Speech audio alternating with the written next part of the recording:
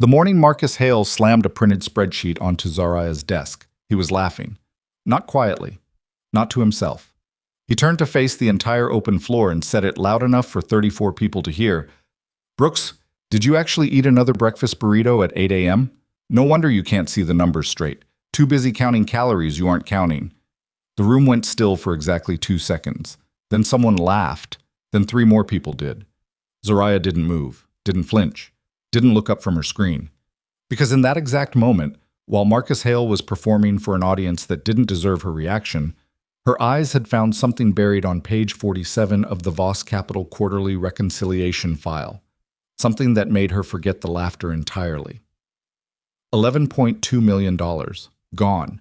And somebody had tried very, very hard to make sure no one would ever notice. If you were her, what would you do? Before we go any further, if stories about ordinary people who refuse to stay invisible move something in you, subscribe to this channel right now. Hit that like button. And drop a comment telling me what city or country you're watching from. I want to see exactly how far this story travels. Don't go anywhere. What happens next will stay with you. Zariah Brooks had a system for mornings.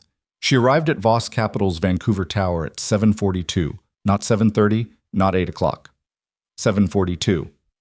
Early enough that the executive floor was still mostly quiet, late enough that the overnight cleaning crew had already finished, and the coffee in the break room was fresh rather than burnt. She'd learned this rhythm the same way she'd learned everything useful in her life, by paying attention to things other people considered too small to notice.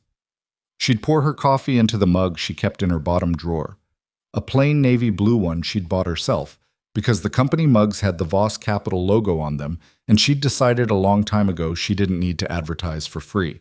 And she'd sit down at her workstation and open whatever reconciliation file was waiting for her, and the world outside her monitor would simply cease to matter. That was the agreement she'd made with herself 3 years ago when she took the job. Keep your head down. Do the work better than anyone else in the building. Let the numbers speak. The numbers, unlike most people she'd encountered since moving to Vancouver from Atlanta at 26, never lied to her face. She was good at this. Not in the way people said good when they meant competent or reliable or keeps to herself, which is convenient. She was good in the way that made senior partners quietly route the most complicated reconciliations to her desk without ever once acknowledging they were doing it. She was good in the way that meant whenever something genuinely didn't balance, whenever a figure appeared that shouldn't exist or disappeared when it shouldn't, the file eventually found its way to Zariah Brooks. Which is why, on the morning of March the 4th, the quarterly audit package for Voss Capital's Pacific Holdings division ended up on her desk at 7:51 a.m., flagged with a yellow sticky note in Marcus Hale's handwriting that said only, "Clean this up before Thursday." She didn't think much of the note. Marcus Hale left her notes like that regularly, terse, instructional, never a please, never a thank you, always phrased in a way that suggested she should be grateful to have been assigned the task rather than someone else. She pulled the file up.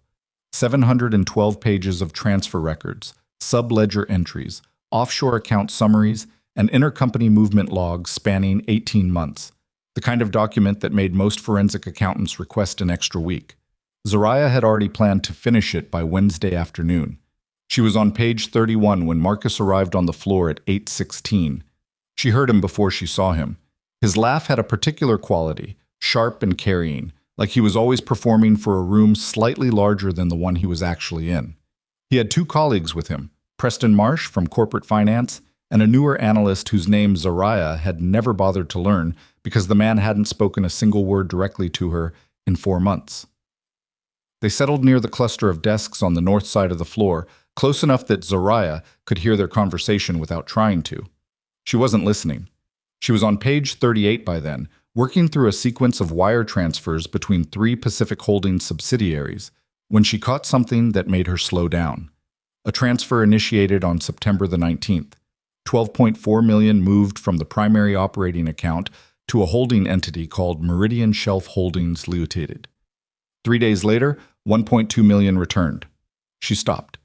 She went back to the previous quarter, found the originating balance for Meridian Shelf, cross-referenced it against the consolidated summary on page 4. Meridian Shelf Holdings Limited did not appear on page 4. She made a note, kept reading, The breakfast burrito appeared on her desk at 8:47, brought by her own hand from the small bag she'd packed that morning. She ate while she worked, a habit she'd developed because stopping to eat separately felt like wasted time, and also because the break room had become a place where she sometimes felt watched in a way she didn't enjoy. The burrito was good. She'd made it herself. Black beans, scrambled eggs, a little hot sauce. She didn't think about it as she ate. She was thinking about Meridian Shelf. She was on page 47 when Marcus Hale appeared beside her desk. She heard the paper hit the surface before she heard him speak. A sharp crack of printed pages slapping laminate. Brooks. She looked up. He was grinning. That particular grin of his that never fully reached his eyes. The one that meant he'd decided he was about to be funny. He glanced down at the burrito wrapper near her keyboard. Then back at her. Then, and this was the part that had become almost routine, though it never stopped feeling like a stone dropped into still water. He raised his voice. Did you actually eat another breakfast burrito at 8 a.m.? No wonder you can't see the numbers straight. Too busy counting calories, you aren't counting. The room response was what it always was. That 2-second stillness that felt like the whole floor collectively deciding whether to pretend they hadn't heard. Then the laugh from somewhere behind her, Preston probably, who laughed at Marcus the way nervous people laugh at things that make them uncomfortable. Then the ripple effect. 3 more voices she didn't turn around to identify. Zariah looked at Marcus Hale for exactly 3 seconds. Then she looked back at her screen, because on page 47, she had just found the second shell entity. Cascade Pacific Ventures, Inc., incorporated in the British Virgin Islands, receiving funds from Meridian Shelf Holdings on 3 separate occasions between October and January. Total received $11.2 million. She pulled up a secondary window, started cross-referencing against the consolidated Pacific Holdings balance sheet. Cascade Pacific Ventures, Inc. did not appear there either. The laughter behind her faded. Marcus said something else. She didn't catch it, didn't try to, and the group moved away. The floor resumed its ordinary ambient noise. Keyboards. A phone ringing somewhere. The low hum of the HVAC system that had been too loud all winter. Zariah opened a blank document and started writing. She wrote for 40 minutes without stopping, building a clean chronological record of every transfer she could find connected to either entity. She cross-referenced against 7 different subsidiary ledgers. She went back 24 months instead of 18. She found 4 more movements she hadn't initially flagged. Smaller amounts, 60,000 here, 200,000 there.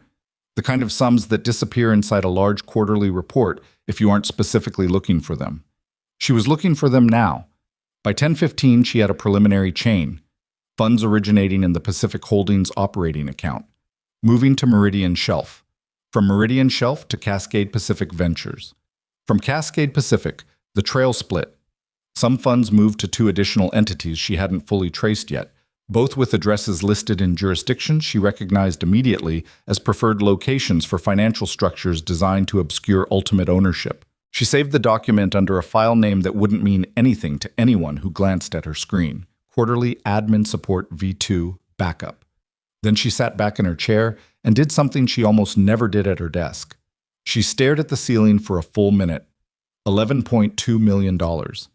Hidden inside 18 months of routine filings, threaded through 4 shell entities, concealed well enough that 3 previous review cycles had apparently missed it entirely. She couldn't know yet whether those misses were accidental. The part of her brain that had been trained on fraud patterns, 17 years of forensic accounting, 2 investigations with federal cooperation, 1 case that had ended with a conviction, was already suggesting they probably weren't. She picked up her coffee. It had gone cold. She drank it anyway. The meeting with Marcus Hale happened at 2:30 that afternoon. She hadn't requested it. She'd sent a brief internal email to his assistant flagging that she had findings to discuss on the Pacific Holdings file, and the meeting had appeared on her calendar within the hour. She took that as a sign that someone, somewhere in the chain, had noticed her email and wanted to know how much she knew. She printed nothing, brought nothing with her except her keycard and a small notebook she used for writing things down in a script she'd developed herself over the years, a personal shorthand that looked like gibberish to anyone else. Marcus was already seated when she arrived. He had his hands folded on the conference table in a posture that she recognized as performative calm, the kind of stillness that people adopt when they're actually the opposite of calm. Zariah. Close the door. She did. She sat across from him and waited. She had long ago learned that the person who speaks first in a room like this often says more than they intend to. He let the silence sit for 6 seconds. She counted. "What did you find?" he said. "A discrepancy." "How large?" 11.2 million, approximately. Possibly more when I finished tracing the secondary movements. He didn't react the way she expected. He didn't look surprised. He looked instead like a man who had been told the weather forecast and was deciding whether to bring an umbrella. A small calculation happening somewhere behind his eyes. "That's a preliminary finding," he said. "Yes." Preliminary findings at this stage of a quarterly review aren't escalated. He said it the way you'd explain a procedure to someone new. Measured. Patient in a way that felt deliberately condescending. They get flagged internally, documented, and submitted to the Oversight Committee for review in the standard cycle. You know this. "I know the standard process," Zariah said. "This isn't a standard discrepancy." "You've been here 3 years, Brooks." He leaned forward slightly. "Every filing cycle has anomalies. Part of your job is to contextualize them appropriately, not to—" He paused. Chose the next word carefully. "React." The word landed with a precision she suspected was intentional. "I'm not reacting," she said. "I'm reporting what I found." "What you think you found." He picked up a pen from the table and set it down again. "Pacific Holdings has complex intercompany structures. What looks like a discrepancy to someone without full visibility into the deal history might have a completely legitimate explanation that you aren't positioned to see." She looked at him for a moment. "Are you saying there's a legitimate explanation?" "I'm saying it's above your pay grade to determine that." He said it cleanly, flatly, with the precise tone of a man who had used that phrase many times before and knew exactly what it did to the person receiving it. "Leave the big picture to the adults, Zariah. Finish the clean report by Thursday. That's your job." She thought about $11.2 million. She thought about Cascade Pacific Ventures, Inc. in the British Virgin Islands. She thought about the fact that Marcus Hale, who managed a team of 8 analysts and hadn't personally reviewed a full reconciliation file in at least 2 years, had met with her within 40 minutes of a flagging email and had arrived already knowing the number. She stood up. "I'll finish the report," she said. He nodded, reached for his phone to signal the meeting was over. "By Thursday," she said again, and walked out. She spent the rest of that afternoon working quietly. To any observer, and she was aware there were observers, because there were always observers in an open-plan office after a meeting like that, she appeared to be completing normal filing tasks. She answered 2 emails. She updated a subsidiary summary spreadsheet. She went to the break room at 3:45 and made herself a cup of tea she didn't particularly want. What she was actually doing across those 3 hours was methodically copying every relevant document she had accessed that day to an encrypted personal drive she kept in the inside pocket of her bag. She did it slowly, carefully. One file at a time, never in a sequence that would generate a noticeable access pattern in the system logs. This was not standard procedure. She knew exactly what it was. By 4:50, she had the core documentation secured. She locked her workstation, gathered her things, and took the elevator to the lobby. She stood outside the tower on Burrard Street for a moment in the cold March air, the city moving around her at its usual indifferent pace. Her phone buzzed. A text from her sister in Atlanta. "You eat today?" She almost smiled. "Yeah," she typed back. "Breakfast burrito." She put her phone away and started walking toward the SkyTrain. There was a sequence of wire transfers she hadn't fully mapped yet, 2 shell entities whose ownership she hadn't traced, and a supervisor who had just explicitly told her to bury what she'd found. She had work to do. Not the kind Marcus Hale wanted. The real kind. She was 3 blocks from the station when she felt it. The specific quality of certainty that only came to her when a case had stopped being theoretical and become something else entirely. She'd felt it twice before in her career. Once at 29, during a municipal audit in Fulton County that had eventually implicated a senior city official. Once at 30, when a client's books had revealed a fraud so cleanly constructed she'd almost admired it before she'd dismantled it.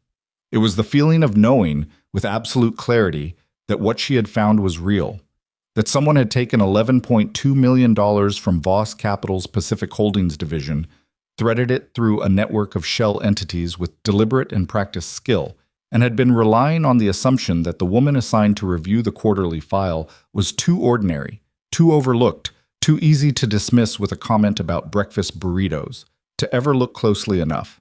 They had made a mistake. She got on the train, found a seat near the window, opened her notebook to a fresh page, wrote the number at the top, $11,200,000, underlined it once. Then she started writing everything she knew. The SkyTrain ride home took 23 minutes. Zariah spent all of it writing. Not on her work laptop, not on anything connected to a Voss Capital server or a network she didn't personally control. She wrote in the notebook, the same one she'd carried into Marcus Hale's office that afternoon, in the shorthand that looked like a broken foreign language to anyone glancing over her shoulder. Numbers in reverse sequence, entity names reduced to two-letter codes she'd assigned herself on the walk to the station. Transfer dates written as distances, D+3, D+77, from an anchor date only she knew. The woman sitting next to her was watching a cooking video on her phone with the sound low enough to be almost inaudible. Zariah could smell her perfume. Floral, synthetic, too much of it. She didn't look up. By the time the train reached her stop in East Vancouver, she had a working map. 2 confirmed shell entities. 2 probable additional entities whose ownership structures she hadn't yet penetrated. A transfer timeline spanning 14 months. She'd recalculated on the train and added 2 months to her initial range. And one very clear, very troubling fact that she hadn't yet written down anywhere, because writing it made it real in a way that changed everything. Marcus Hale had known the number. She hadn't told him the number in her email. She'd written only that she had findings to discuss on the Pacific Holdings file. He'd arrived at that meeting already knowing she'd found $11.2 million, or close enough to it that he'd confirmed without hesitation when she said it. That meant someone had already been watching the file. She stepped off the train into the cold. The street outside her station smelled like rain that hadn't fallen yet. That particular Vancouver heaviness in the air that felt like the sky was deciding something. She walked the 4 blocks to her apartment building without looking at her phone. Inside, she made rice and leftover jollof she'd cooked Sunday. Ate standing at the kitchen counter because she didn't want to sit down. Her apartment was clean in the way of someone who'd learned that a cluttered environment made her think worse. 1 bookshelf. 1 plant. A pothos that was technically thriving despite her inconsistent attention. Framed print above her desk that her mother had given her when she graduated from Georgia State. A clear eye sees more than a careful one. She'd looked at it so many times it had become wallpaper. Tonight she looked at it. She sat at her desk at 9:15 with the encrypted drive plugged into her personal laptop, a laptop she'd bought cash from a secondhand electronics store 2 years ago for reasons she'd considered paranoid at the time. She opened the copied files, started building a clean master document, organized, sourced, traceable, every transfer chain, every entity, every date, the kind of document that held up in front of a federal auditor. She worked until 1:47 in the morning. When she finally stopped, her back hurt, and her eyes were burning, and she had mapped 7 distinct transfer movements totaling $11.4 million, $200,000 more than her initial estimate. She saved the document, unplugged the drive, put it inside the hollowed-out spine of an old accounting textbook on her shelf, one she'd owned since university, and which no one who didn't already know would ever think to open. Then she went to bed and stared at the ceiling for approximately 40 minutes before she slept. She was back at her desk at Voss Capital by 7:42 the next morning. Nothing looked different. The floor was the same. The coffee was the same. Preston Marsh walked past her workstation at 8:05 without making eye contact, which she noted. He almost always said something, nothing substantial, the usual ambient pleasantries of someone who wasn't unfriendly but wasn't paying real attention. The absence of it had a texture. She spent the morning doing exactly what Marcus had told her to do. She worked on the clean version of the Pacific Holdings report. She corrected 3 minor categorization errors in the subsidiary ledger. She formatted the executive summary properly. She did it all with the methodical, unhurried precision that had been her professional signature for a decade, and she did it while simultaneously running. In a separate window, she minimized immediately whenever anyone came near her desk. A search through the company's internal filing archive for any historical documentation related to Meridian Shelf Holdings. There was none. For an entity that had received $12.4 million from a Voss Capital subsidiary, Meridian Shelf Holdings Ltd did not exist anywhere in Voss Capital's internal records. No vendor file, no counterparty agreement, no board authorization logged in the governance system, no due diligence record, nothing. She sat with that for a moment. $12.4 million, transferred to a company that, as far as Voss Capital's own internal systems were concerned, didn't exist. She minimized the window, looked at the clean report on her other monitor, thought about what Marcus Hale had said. Leave the big picture to the adults. She pulled up her personal email on her phone under the desk, not her work email, not anything that routed through a Voss server, and sent a short message to an address she hadn't used in 14 months. The address belonged to a woman named Constance Obi, a senior compliance officer at a financial services regulatory firm in Toronto. They'd worked together briefly on a cross-border audit 6 years ago. Zariah trusted her the way she trusted very few people in the industry, because Constance had once chosen the right thing over the easy thing in a situation where most people would have done the reverse. The email said, "Need a conversation, not work-related, personal. Can you call me Thursday evening?" She put her phone away, went back to the report, formatted the cash flow summary. The morning passed without incident, which was itself a kind of incident. She was accustomed to a certain ambient friction at Voss Capital, the small daily accumulation of slights and dismissals that she'd learned to metabolize rather than react to, because reaction cost energy she needed for actual work. But the friction today had a different quality. It was too absent. Preston wasn't talking. The analyst whose name she still didn't know was at his desk with headphones on, which was normal, except that she caught him looking at her workstation twice in the space of an hour, not at her, at her screens, with the specific quality of attention of someone who's been asked to notice something. At 11:34, Marcus Hale walked through the floor and stopped at her desk. He didn't announce himself. He simply appeared at her left side, close enough that she could smell the coffee on his breath, and looked at her monitors for a moment before he spoke. "How's the Thursday report coming?" "On schedule," she said. "Good." He didn't leave. He picked up a pen from her desk, one of her pens without asking, and turned it in his fingers. "Listen, I want to revisit our conversation yesterday. I may have been abrupt." She looked at him. "I want to make sure we're aligned," he said. "The Pacific Holdings structure has a lot of moving pieces. Some of them involve deal history that predates the current fiscal year, which means findings from a standard quarterly review may not have the full context." "I understand context," Zariah said. "I know you do." He set the pen down. "I'm saying that some of what you flagged may have a paper trail in places you don't have access to. Deal memos, executive correspondence, that kind of thing." "I'd want to see those," she said. The smallest pause. It lasted less than a second. She almost missed it. "I'm sure that can be arranged," he said, "after Thursday. Once the report is filed, we can set up a deeper dive with the right people in the room." He smiled. It was a good smile, she'd give him that. The kind that looked warm if you weren't paying attention to the rest of his face. "Does that work for you?" "Sure," she said. He nodded. Walked away. She waited until he was through the far door before she typed a single line in her personal document, the one no one else could read. "After Thursday. Report filed first. Then the deeper dive. They want the clean report on record before they manage the conversation. Don't give them Thursday." She kept working.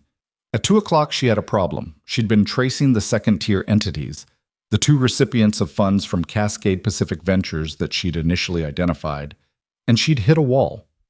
Both companies were registered in jurisdictions that required specialized access to ownership registries she couldn't reach through normal channels. The British Virgin Islands had a beneficial ownership database, but access was restricted. She could see enough to confirm the registrations existed and the transfer dates aligned. She couldn't see who was behind them. She needed someone inside a firm with international compliance access. She thought about Constance. Constance's firm had BVI registry access. She also thought about the fact that bringing Constance in meant this was no longer something she was managing alone. And managing it alone had been her only control variable in a situation where she had almost none. She sat with that for 12 minutes. She knew because she watched the clock. Then she pulled out her phone and sent Constance a second message. "Escalate the timeline. Can you do tonight?" Constance replied in 4 minutes. 7 p.m. I'll call you. At 3:15, Marcus Hale's assistant sent a calendar invite to Zariah's work calendar. A meeting, Friday morning, 9 a.m., titled Pacific Holdings Q1 Review, Follow-Up Discussion. Attendees included Marcus, Preston Marsh, and two names she didn't recognize in the executive roster. She checked their titles. Senior VP, Special Transactions, General Counsel. She stared at that for a moment. General Counsel, the company's lawyer, attending a follow-up discussion on a quarterly reconciliation that Marcus had characterized to her face as a preliminary, contextualize it appropriately, nothing to escalate finding. She accepted the calendar invite. Then she went to the bathroom, ran cold water over her wrists, the way she did when she needed to think without her pulse getting ahead of her, and looked at herself in the mirror for exactly as long as it took to make a decision she couldn't walk back from. She was going to finish the map tonight, whatever she had to do to get there. Constance called at 7:02. Zariah was already at her kitchen table with the encrypted drive open and the master document on screen. "Talk to me," Constance said. Her voice had that quality it always had, dry, efficient, the tone of a woman who had heard a lot of serious things and knew immediately from your first sentence which category this one belonged to. Zariah talked. She laid it out the same way she'd have laid out findings to a federal auditor. Chronological, sourced, no speculation flagged as fact. Transfer chain, entity list, timeline, the meeting with Marcus, the Friday calendar invite. Constance was quiet for 4 seconds after she finished. "The general counsel is in that Friday meeting," she said. "Yes." "And you haven't filed the clean report yet?" "No." "Don't." It wasn't advice. It was a statement of what was already true. "Zariah, the moment that report goes in without disclosing what you found, you're part of it. You understand that?" "I understand that." "Do you actually? Because I need you to not be brave and foolish simultaneously. Those are two things that look similar from the inside and only one of them ends with you okay." "I need BVI registry access," Zariah said. "2 entities. I have the registration numbers." A pause. "You're already past the part where you could put this down," Constance said. "I was past that yesterday." Another pause. Longer. "Send me the numbers," Constance said. She did. Constance called back at 9:44. By then, Zariah had been sitting at the kitchen table for 2.5 hours and had eaten a handful of crackers and half a glass of water and hadn't noticed either. "The first one is a dead end," Constance said. "Nominee director. Standard shelf structure. You won't get beneficial ownership without a court order or a cooperative regulator, and you have neither." "And the second?" A pause that felt different from the others. Heavier. "The second one is cleaner than the first," Constance said, "which means someone paid for a better structure. Director of record is a law firm in Nassau, but the firm has a documented relationship, public record, I'm sending you the link, with a holding group called Arcturus Pacific Group." Zariah wrote it down. "What's Arcturus Pacific Group?" "It's a private investment vehicle, incorporated in Delaware, operational address in Vancouver." Constance paused again. "Zariah, the listed principal of Arcturus Pacific Group is a man named Damien Voss." The room went very quiet. Not the room. Her. She went quiet. "The company owner," she said. "Yes." She set down her pen, picked it up again. "That could be coincidental," she said, and heard how thin the sentence sounded even before she finished it. "It could be," Constance said, in the tone of a woman who had spent 20 years in financial compliance and knew exactly what coincidence looked like versus what it didn't. "It could also be that you've been sitting on evidence for 36 hours that connects a multi-million-dollar fund movement to the man who owns the building you work in." The clock on the microwave read 9:51. "This changes things," Zariah said. "Yes, it does." "What do you want to do with it?" She thought about that for a moment. A real moment, not the performance of thinking, the actual interior reckoning that happened when a situation stopped being manageable and became something else entirely. "I need time," she said. "You have until Friday 9 a.m. before they sit you down with the general counsel and find out how much you know." "I know." "What are you going to do with the time?" She looked at the document on her screen. 7 transfer chains, $11.4 million, 2 shell entities, one of which connected, however thinly, however ambiguously, to Damien Voss. "Keep pulling the thread," she said. Constance exhaled, not a sigh. Something more like the sound a person makes when they've accepted something. Be careful. I will. I mean that specifically, not generally. These structures don't get built by careless people. Whoever constructed this knew what they were doing, and they made choices along the way that cost money and took planning. People who spend that kind of effort hiding money don't respond well to being found. I understand. I hope you do. Call me tomorrow. The line went dead. Zariah sat at the table for a while after the call ended. The pothos on the windowsill was catching the streetlight in a way that made it look silver. She hadn't watered it in 6 days, and it still looked fine. Plants, in her experience, were more resilient than people gave them credit for. She opened a new search tab on her personal laptop and typed, Damien Voss, Vancouver. She'd been at Voss Capital for 3 years. She'd seen Damien Voss in person exactly 4 times.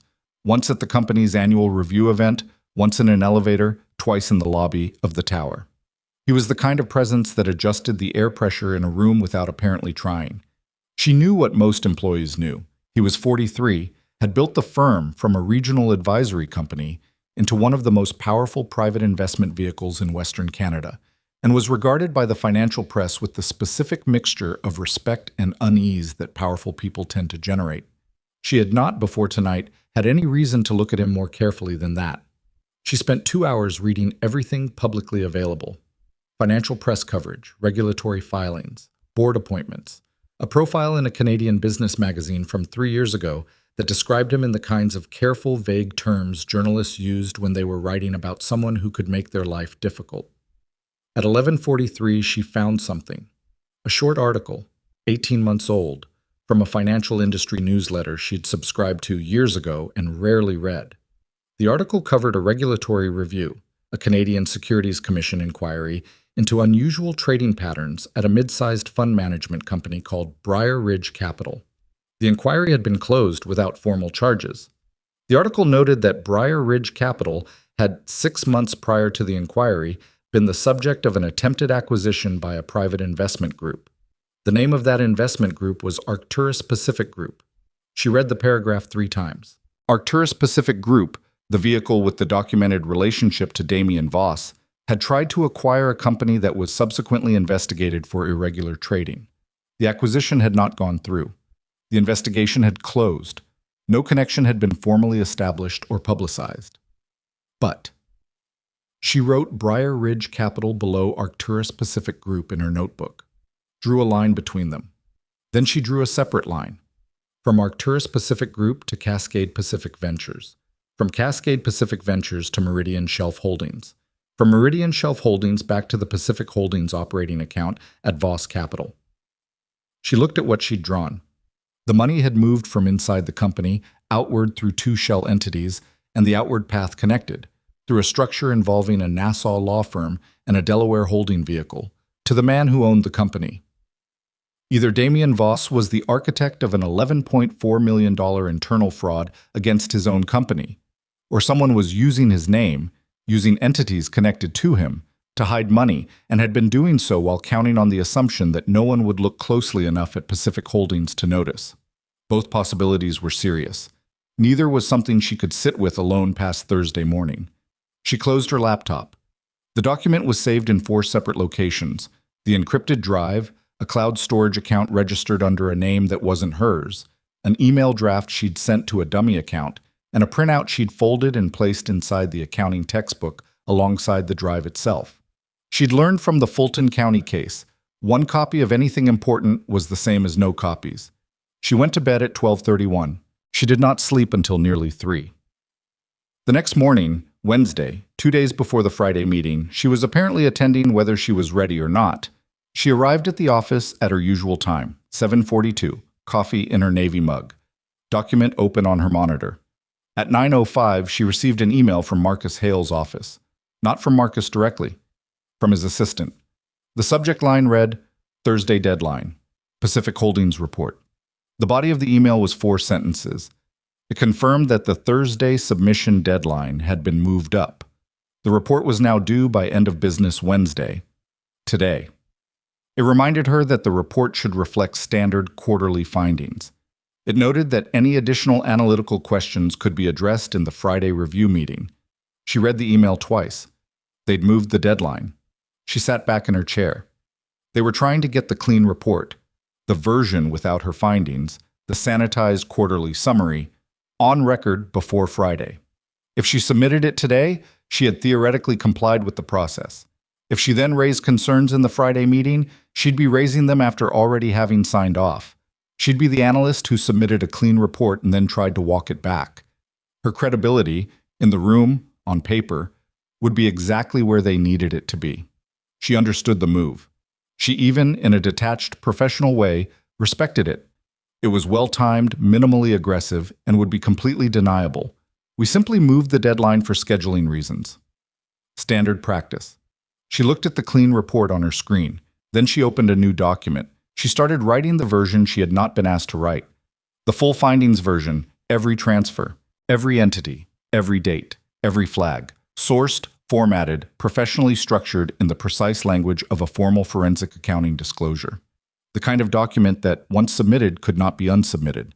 She worked through the morning. Through lunch, she didn't eat, didn't notice until 4 p.m. that she was lightheaded and drank half a bottle of water in one go. Through the ambient hum of the office around her.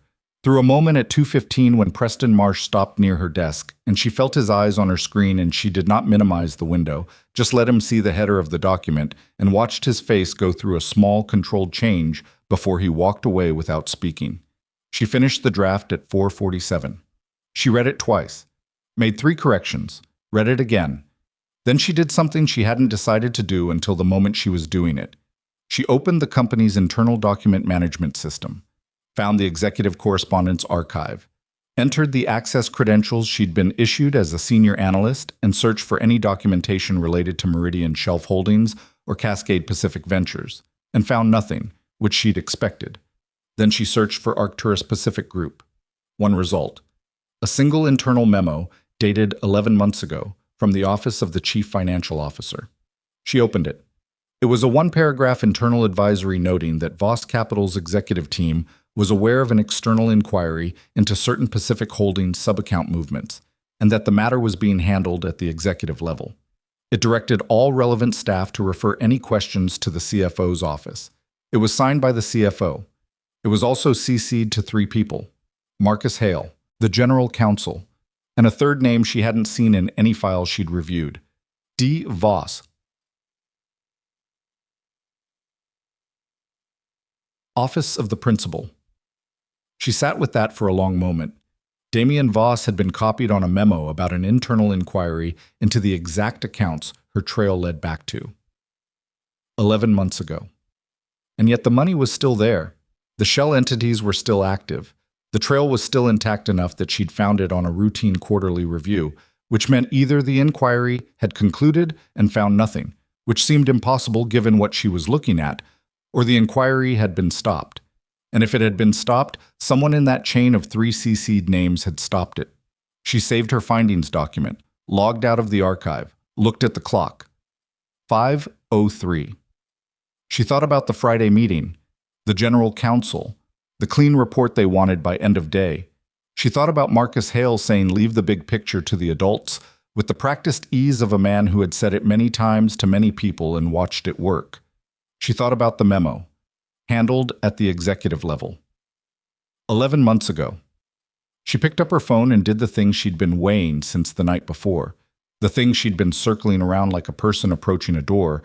They know they can't unopen once they've walked through it. She sent an email to the one address she hadn't used yet, the one she'd found in the public record, a general inquiry address, nothing direct, for the office of the principal at Voss Capital. The email was 4 lines. My name is Zariah Brooks. I'm a senior analyst in the Pacific Holdings Group. I have forensic documentation of financial discrepancies that I believe require direct executive attention before a scheduled Friday compliance review. I am requesting a meeting with Mr. Voss at his earliest availability. She hit send. Then she sat completely still for a moment. Outside the window, Vancouver was doing what it always did at 5 in the afternoon in early March, going gray and wet and indifferent. The lights in the tower across the street were starting to come on, floor by floor, as the day shut itself down. She had just sent an email to the billionaire owner of the company she worked for, bypassing every layer of management between them, with evidence that might implicate him or might exonerate him, and she had no way yet to know which. The clean report was still on her other monitor, waiting. She didn't touch it. Her phone buzzed. She picked it up, expecting Constance. It was her sister again. "How you doing? Haven't heard from you today." She stared at the message for a second. "Fine," she started to type. Deleted it. "Working on something?" she typed instead. Then her work email notification sounded. She looked at the screen. A reply. From the office of the principal. Sent 41 seconds after her email. 4 words. Tomorrow. 7 a.m. My office. She read it twice, set the phone down, picked up her coffee, which had been cold for 3 hours. There was no version of tomorrow morning that looked anything like the life she'd been living for 3 years. The version where she arrived at 7:42, poured her coffee, kept her head down, let the numbers speak. That version was gone. She'd sent it away herself, 4 lines at a time. She drank the cold coffee, started shutting down her workstation for the night. The encrypted drive went into her bag. The notebook went into her coat pocket. The clean report remained on the server, open, unsaved, unsubmitted. And she left it exactly that way, a small act of refusal that no one would know about until morning, when the deadline would come and go and the report would still not. She didn't sleep. Not the kind of not sleeping where you drift in and out and wake up feeling like you almost made it. The kind where you lie flat on your back in the dark and your brain simply refuses to downshift, cycling through the same sequence of facts on a loop that doesn't resolve no matter how many times you run it. Transfer chain, shell entities. The memo. 4 words in a reply email, sent 41 seconds after she'd pressed send. Tomorrow. 7 a.m. My office. She got up at 4:30 and made coffee she didn't taste and sat at her kitchen table with the encrypted drive and her notebook and went through everything one more time. Not because she'd missed something, because she needed to walk into that office at 7 a.m. knowing her documentation the way she knew her own name. Every figure, every date, every entity, every connection. She needed to be able to speak it without notes if she had to, because notes could be taken from you and memory couldn't. She showered at 5:45, dressed carefully. Not the way she usually dressed for work. Functional, comfortable, the clothes of a woman who had decided a long time ago that she wasn't dressing for anyone else's approval. Today she chose differently. Dark blazer she'd bought for a deposition in Atlanta 6 years ago. Good shoes.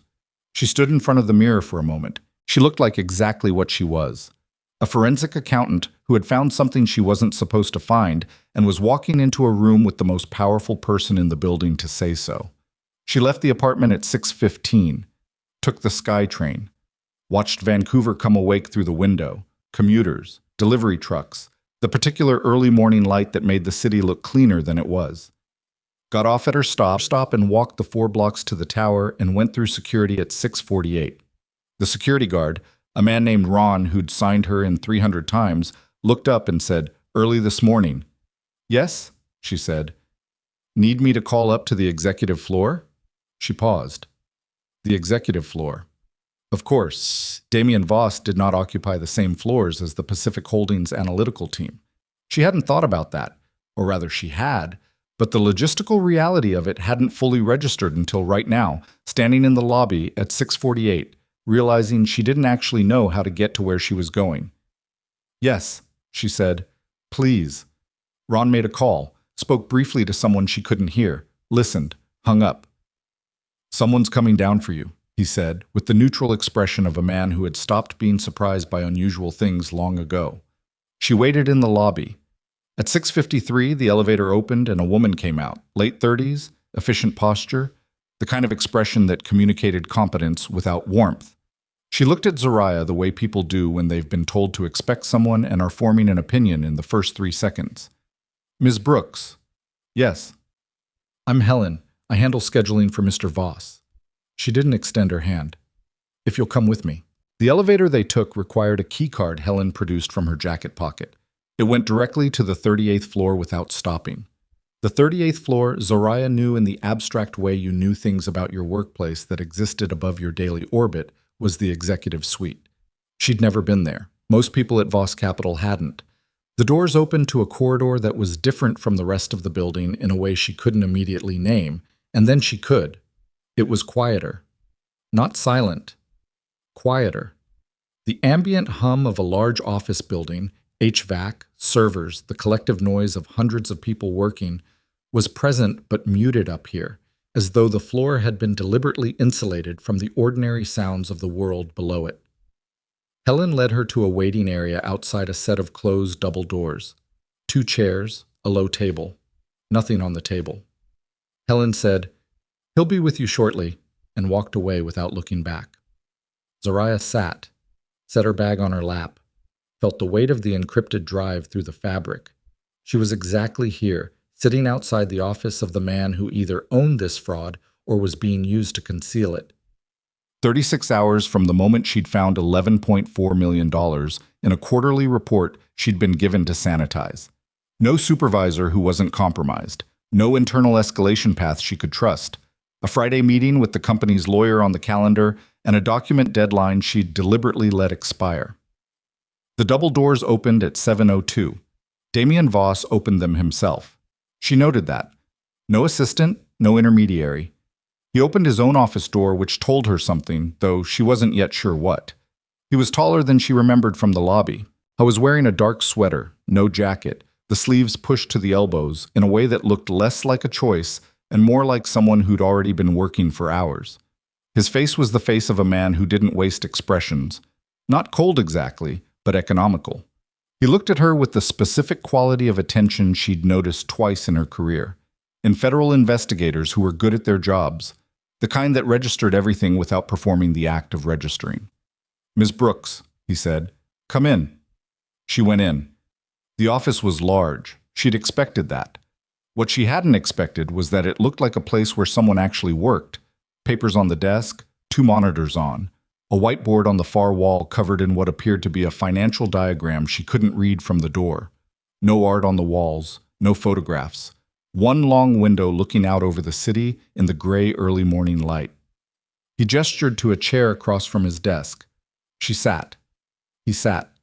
He didn't open with pleasantries, which was the second thing she noted. "You sent me an email last night saying you have forensic documentation of financial discrepancies," he said. "Tell me what you found."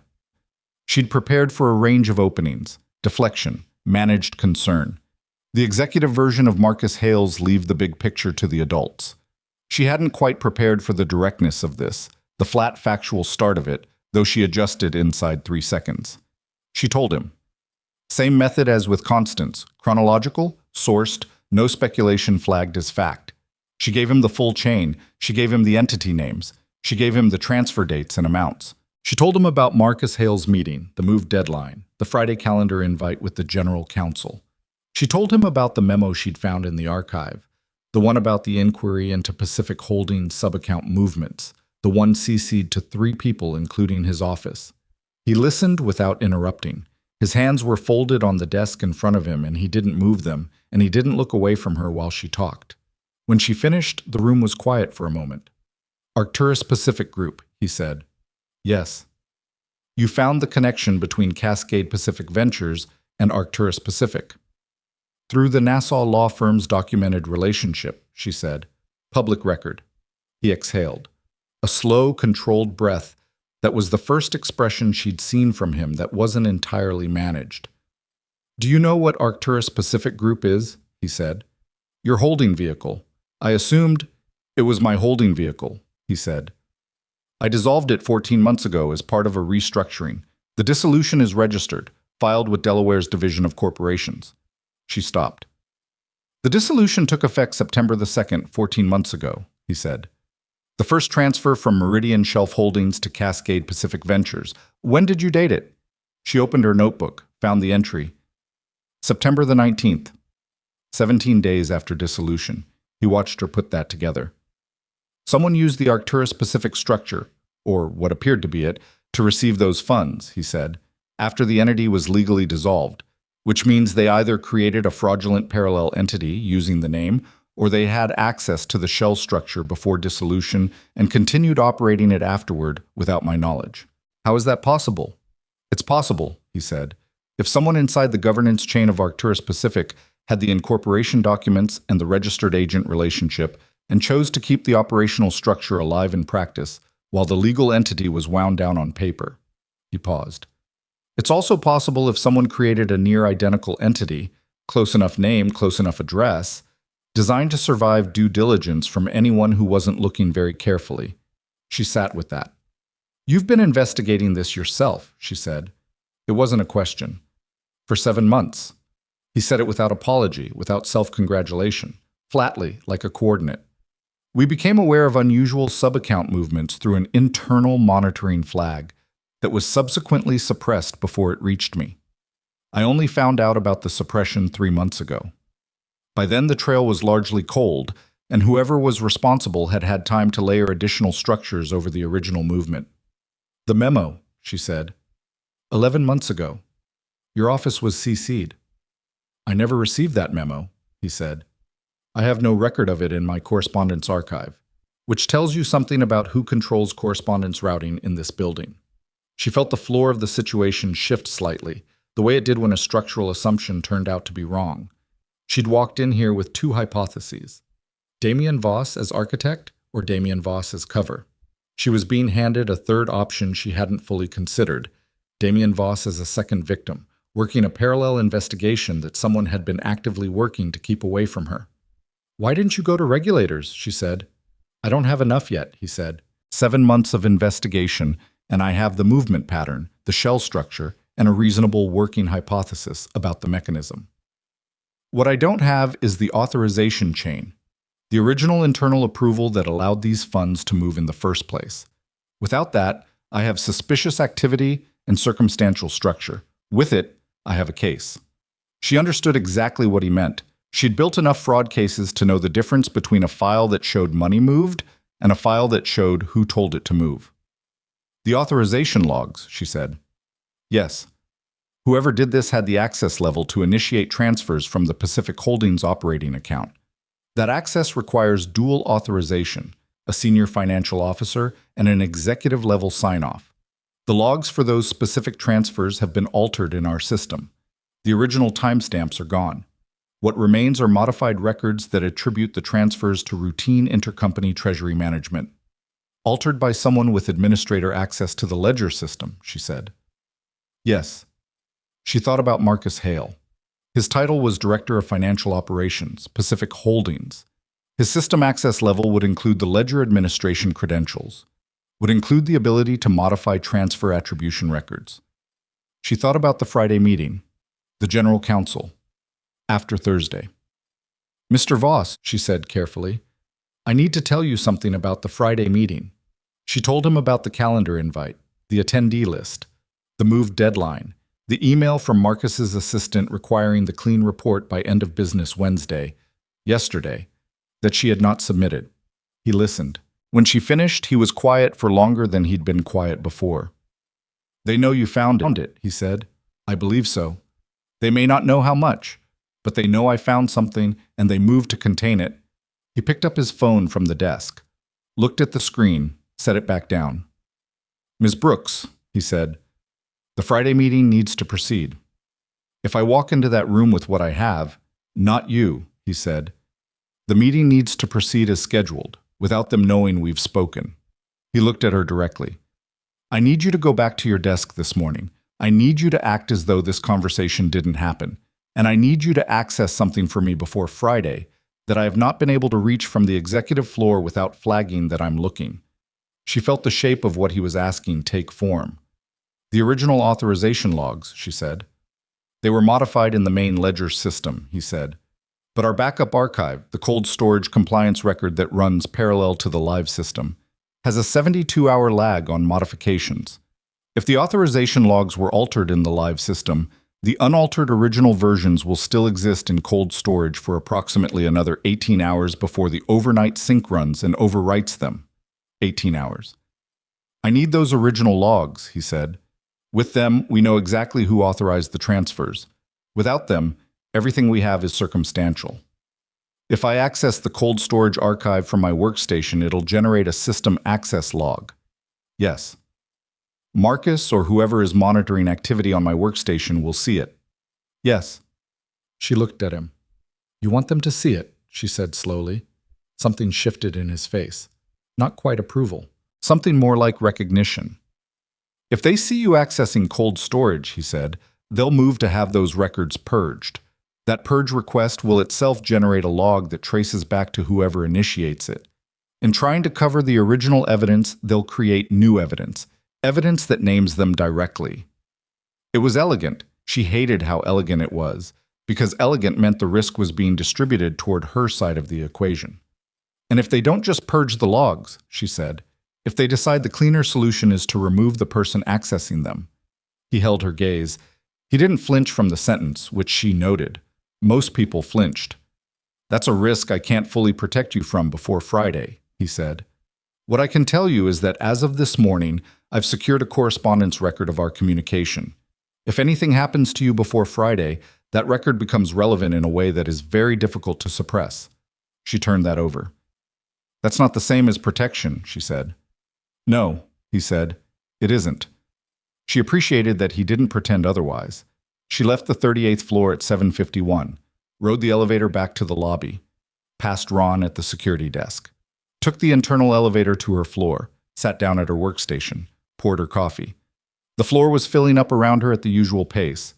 Preston at his desk, the nameless analyst with his headphones, two women from the compliance support team having a conversation near the printer. The ordinary morning texture of people who didn't know that the building they were sitting in was the location of an active financial crime investigation being run simultaneously by the company's owner and the analyst they'd spent 3 years dismissing. Marcus Hale arrived at 8:22. He stopped at her desk at 8:31. I didn't see your report in the submission queue this morning, he said. I'm still refining the cash flow summary, she said. I'll have it to you by noon. He looked at her for a moment. She kept her eyes on the screen. The deadline was yesterday, Zariah. I know. I'm sorry. The summary numbers weren't reconciling cleanly, and I didn't want to submit something with a discrepancy. She paused just long enough. I know how much you value accuracy. She felt him process that sentence. The slight trap in it, I know how much you value accuracy, that he couldn't push back against without implying he valued something else more. By noon, he said. By noon, she agreed. He walked away. She waited 8 minutes, then she opened the cold storage archive access portal. Her credentials worked. She'd expected they would. Cold storage access was part of the standard senior analyst permission set, not an elevated privilege that would itself raise flags. What would raise flags was the specific path she was navigating to. Pacific Holdings sub-account transfer records, the authorization log repository, the date range September through November. She found the folder, opened it. The files were there, unmodified. The original authorization logs for every transfer in her chain, complete with timestamps, credential records, and she opened the first one and felt the breath leave her body for a second. The dual authorization sign-off records. 2 names on each authorization. The first name she expected, Marcus Hale, Director of Financial Operations. The second name she had not expected. She read it twice. Thomas Wren, Chief Financial Officer, Voss Capital. Not Marcus Hale acting alone. Not a rogue mid-level director running a scheme under the radar. The Chief Financial Officer. The man who had signed the memo 11 months ago. The man whose office had theoretically flagged the inquiry and declared it handled at the executive level. Thomas Wren had co-authorized every single transfer. She sat with the magnitude of that for a moment that felt longer than it was. Then she began downloading the files. Quietly, methodically, file by file, the same way she'd copied documents 2 days ago. She transferred them to the encrypted drive while keeping her other monitor displaying a portion of the clean quarterly report, something to look at if anyone came close. She was on the 4th file when her desk phone rang. She picked it up. Brooks. Zariah. Marcus Hale's voice, not from across the room, from a phone. He was calling her from somewhere not on this floor. Stop what you're doing. She went completely still. What am I doing? She said. Don't. His voice was flat, not angry. The particular flatness of a man who had moved past anger into something colder. System flags a cold storage access in Pacific Holdings authorization records. It comes to me in real time. I can see exactly what path you're on. She looked at the download progress bar on her screen. File 4 of 9, 41%. Marcus, I'm going to need you to close that portal and come to conference room C, right now. I'm in the middle of something. I know exactly what you're in the middle of. A pause. Close it. Come to C. We can still handle this internally, Zariah. That window closes the second you don't. She looked at the progress bar. 53%. She thought about what Damien Voss had said. In trying to cover the original evidence, they'll create new evidence. Marcus calling her right now. This call, this moment, was being logged somewhere. Every second of it. Give me 5 minutes, she said. Now, Zariah. I need to close what I have open properly, she said. 5 minutes, I'll be there. She hung up. Looked at the progress bar. 67%. She sat with her hands completely still on the desk and watched the number climb. 72, 79. The floor around her continued its ordinary sounds. No one was looking at her. Or everyone was. She didn't check. 88, 94, 100. She removed the drive, closed the portal, sat for exactly 30 seconds. Then she picked up her bag, put the notebook in her coat pocket, and stood up from her desk. She walked to conference room C. Marcus was already there. So was Preston Marsh, and a man she recognized from the executive directory photograph she'd looked at 6 months ago and hadn't thought about since. Thomas Wren, CFO, gray suit, hands on the table in front of him with the stillness of someone who had decided before he walked in how the next 30 minutes were going to go. She went in. The door closed behind her.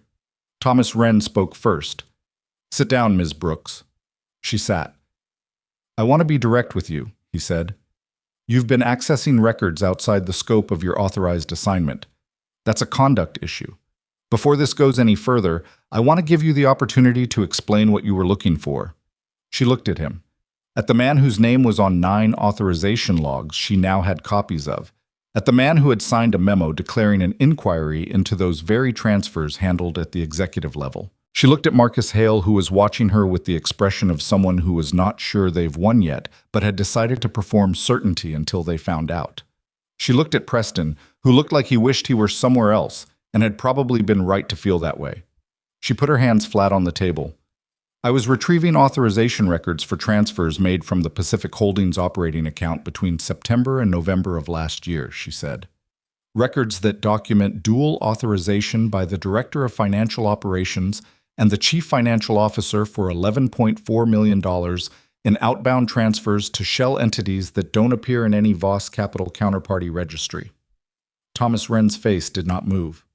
Those records have been reviewed and contextualized at the executive level, he said, as you would know if you'd followed the internal escalation process rather than accessing confidential systems without authorization. I had authorization to access cold storage, she said. Standard senior analyst permissions. The access was within your permissions, he said. The purpose was not. The purpose was to document evidence of potential financial fraud, she said, which I believe I'm required to report under the firm's whistleblower policy. The word whistleblower landed in the room with the particular weight it carried in a conference room like this one. She watched it register on all 3 of them in 3 different ways. Marcus with a tightening around his eyes, Preston with a visible swallow, Thomas Wren with nothing at all.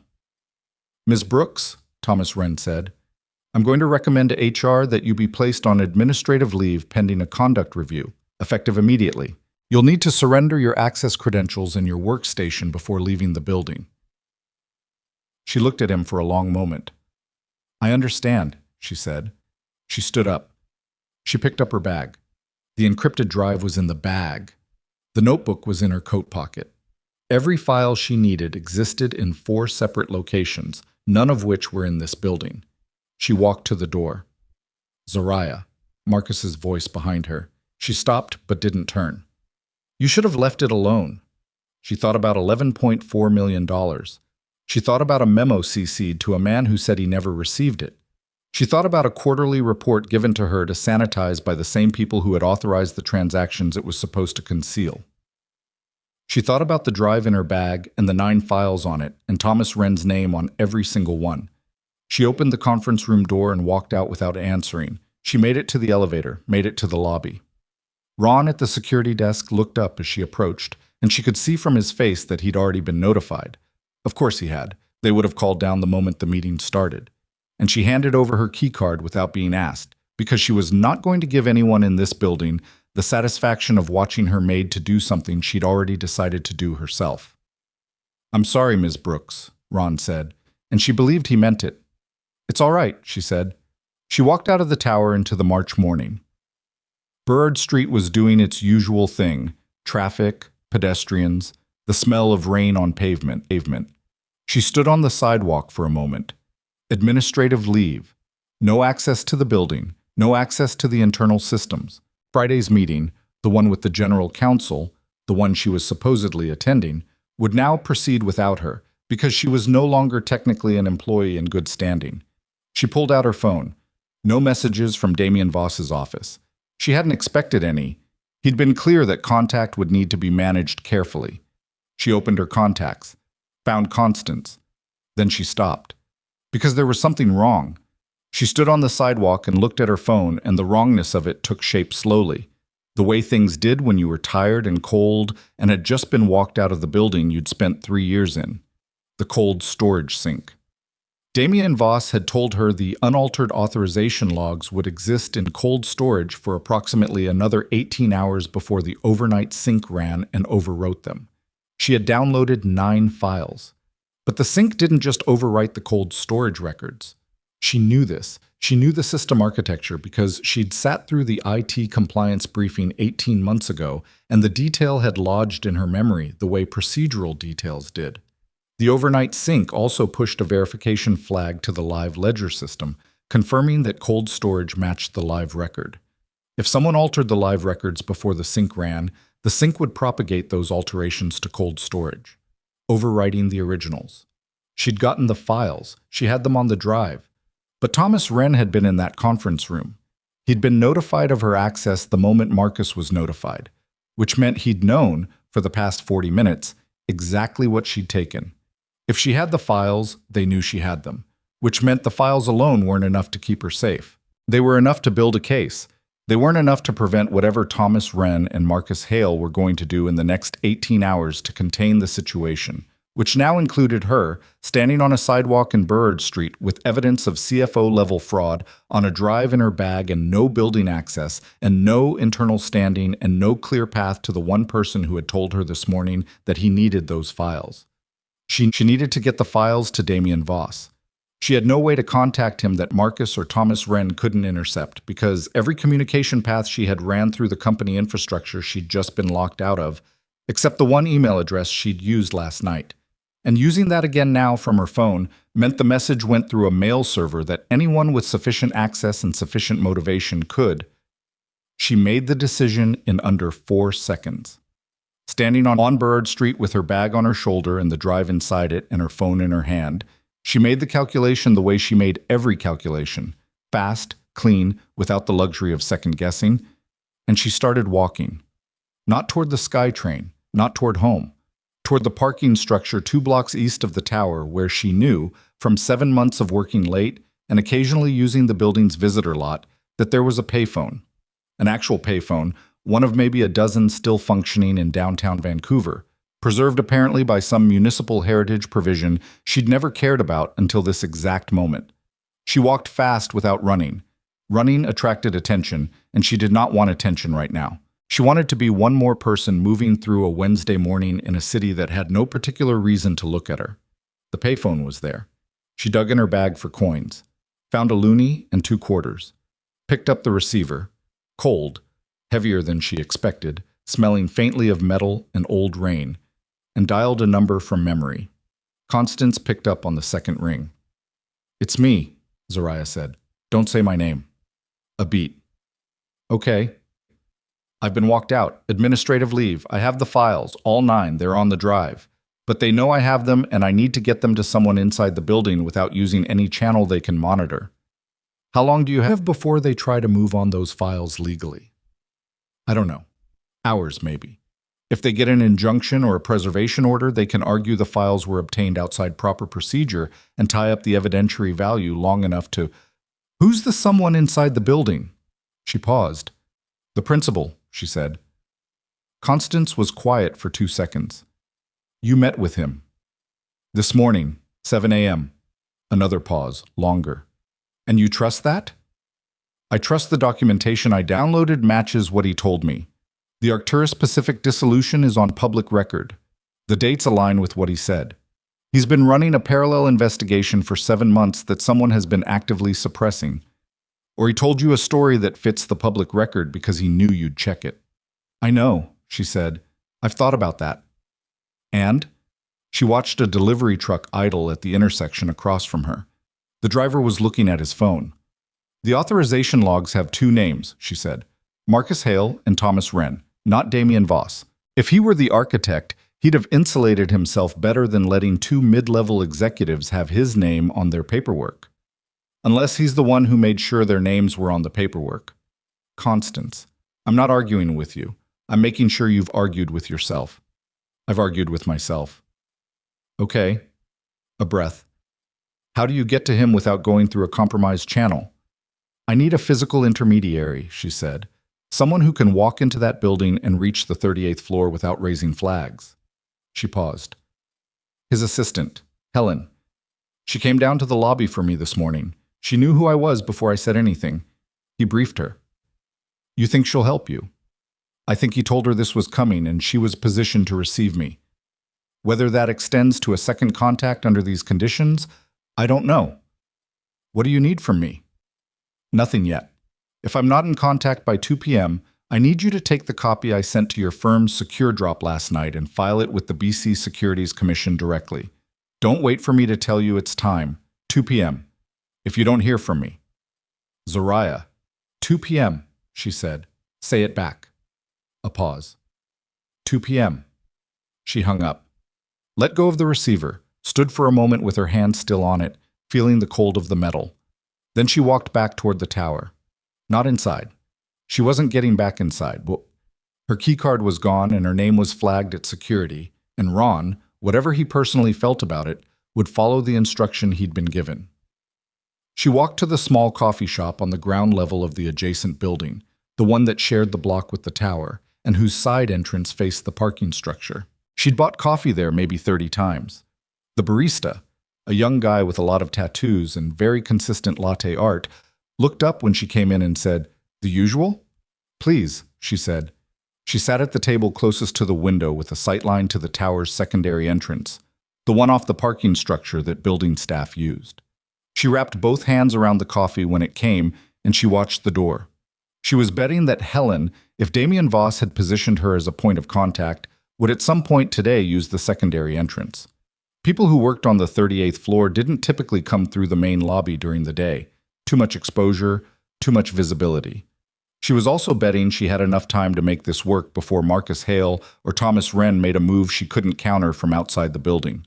She sat with the coffee and she waited, and she worked to keep her breathing at a functional rate, because the alternative was a kind of panic she hadn't allowed herself since the Fulton County case, when she'd sat alone in a hotel room in Atlanta with documentation of a crime that implicated a man with the ability to make her career disappear, and had chosen to go forward anyway. That had worked out. She reminded herself of that. It had worked out. 17 minutes passed. Then the secondary door opened and Helen came out, moving with the quick, purposeful stride of someone running an errand, coat on, bag over one shoulder, looking at her phone. Zariah stood up, left the coffee on the table, pushed through the coffee shop door onto the sidewalk. Helen. Helen looked up, saw her. Her pace broke for exactly 1 step before she recovered it. She walked to Zariah without looking around, which was the right instinct and confirmed something. I can't be seen talking to you, Helen said quietly. I know. I need 60 seconds. Helen kept moving. Not away. Alongside her, both of them walking in the same direction at a pace that looked like 2 people who happened to be heading the same way. He's aware you've been placed on leave, Helen said. He's also aware of the conference room meeting and the parties present. How? He has monitoring on the executive conference rooms that doesn't route through the main IT infrastructure. A pause. He built this building. He knows where his own cameras are. Zariah absorbed that. I have the authorization logs, she said. 9 files, CFO-level sign-off on every transfer. I need to get the drive to him before Marcus or Wren moves to have the files legally challenged. I can't take the drive into the building, Helen said. If they're monitoring my access, it creates a chain of custody problem for whatever he's building. I know. She'd already thought about that. I need a time and location, outside the building, in the next… She checked her phone. It was 9:37. 4.5 hours. Helen was quiet for 4 steps. There's a firm he uses for independent legal counsel, she said. Not company counsel, personal. The address is 2240 West Georgia, 14th floor, Reeves and Callaway. She said it once, at normal speaking pace, not repeated. He has a standing arrangement there for sensitive matters. When? Noon. She glanced at Zariah sidelong without turning her head. Come alone. Come in through the building's Georgia Street entrance, not the parking level. She paused. And Ms. Brooks, he said to tell you that the cold storage sink has been delayed. Zariah stopped walking. Helen kept going for 2 steps, then stopped. Delayed, Zariah said. How? He has administrator access to the archive infrastructure that doesn't route through the main systems. She said it quietly, without elaboration. The originals are preserved. Whatever they purge from the live system, the cold storage originals stay intact until he releases the sync manually. The files on her drive. The files she'd downloaded. They weren't the only copies of the originals. She thought about the risk she'd taken this morning, the download, the access flag, walking out of that building. She thought about the fact that Damien Voss had apparently already taken steps, before she arrived in his office this morning, possibly, to protect the originals regardless of what happened to her. He'd been 7 months ahead of the fraud investigation. He'd also, it appeared, been at least 1 step ahead of this morning. Noon, she said. Noon. Helen walked away, turned the corner. Gone. Zariah stood on the sidewalk for a moment. The city moved around her at its indifferent pace. Her heart was doing something it didn't usually do, hitting hard enough that she was conscious of it, a specific physical rhythm against her ribs that she recognized from the 2 previous cases and from exactly nowhere else in her life. She had 2 hours and 20 minutes. She spent the first 45 of them at a public library 3 blocks away, using a guest terminal to access the public incorporation database for both Delaware and the British Virgin Islands. She pulled the Arcturus Pacific Group dissolution record. Read it in full. The dissolution was real, filed, confirmed, effective September 2nd, as Damien Voss had said. She then pulled the registration record for a near-identical entity she searched on a hunch. Arcturus Pacific Ventures Group, incorporated in Delaware 11 months ago. It existed. 1 letter different from the dissolved entity. Same state. Similar registered agent address, different suite number. Incorporated 11 months ago, 2 months after the dissolution of the original. She sat back in the library chair and felt the specific coldness of a picture that had just come fully into focus.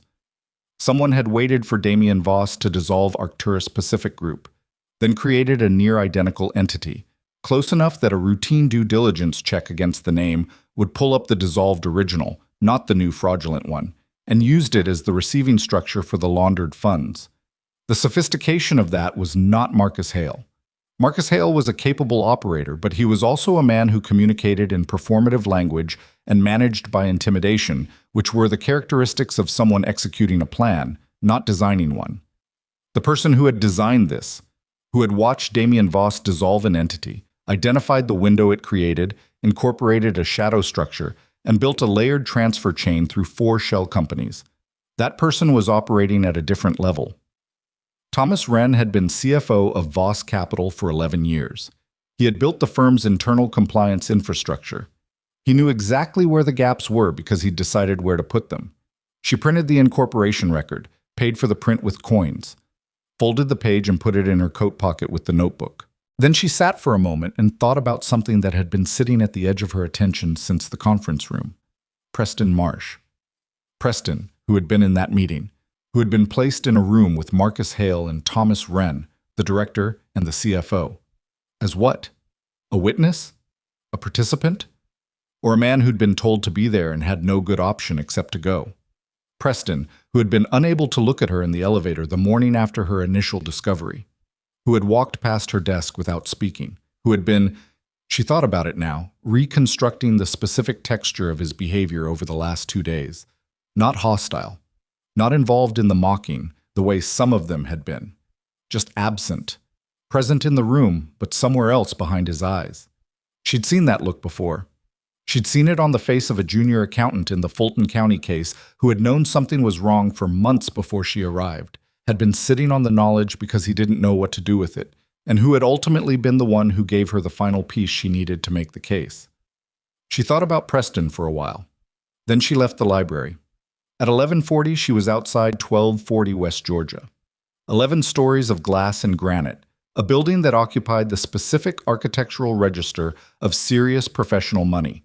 Not flashy, not humble, the aesthetic of a law firm that had been doing sensitive work for wealthy clients for long enough to consider tasteful permanence a form of communication. She went in through the Georgia Street entrance. Elevator to 14, Reeves and Calloway occupied the full floor.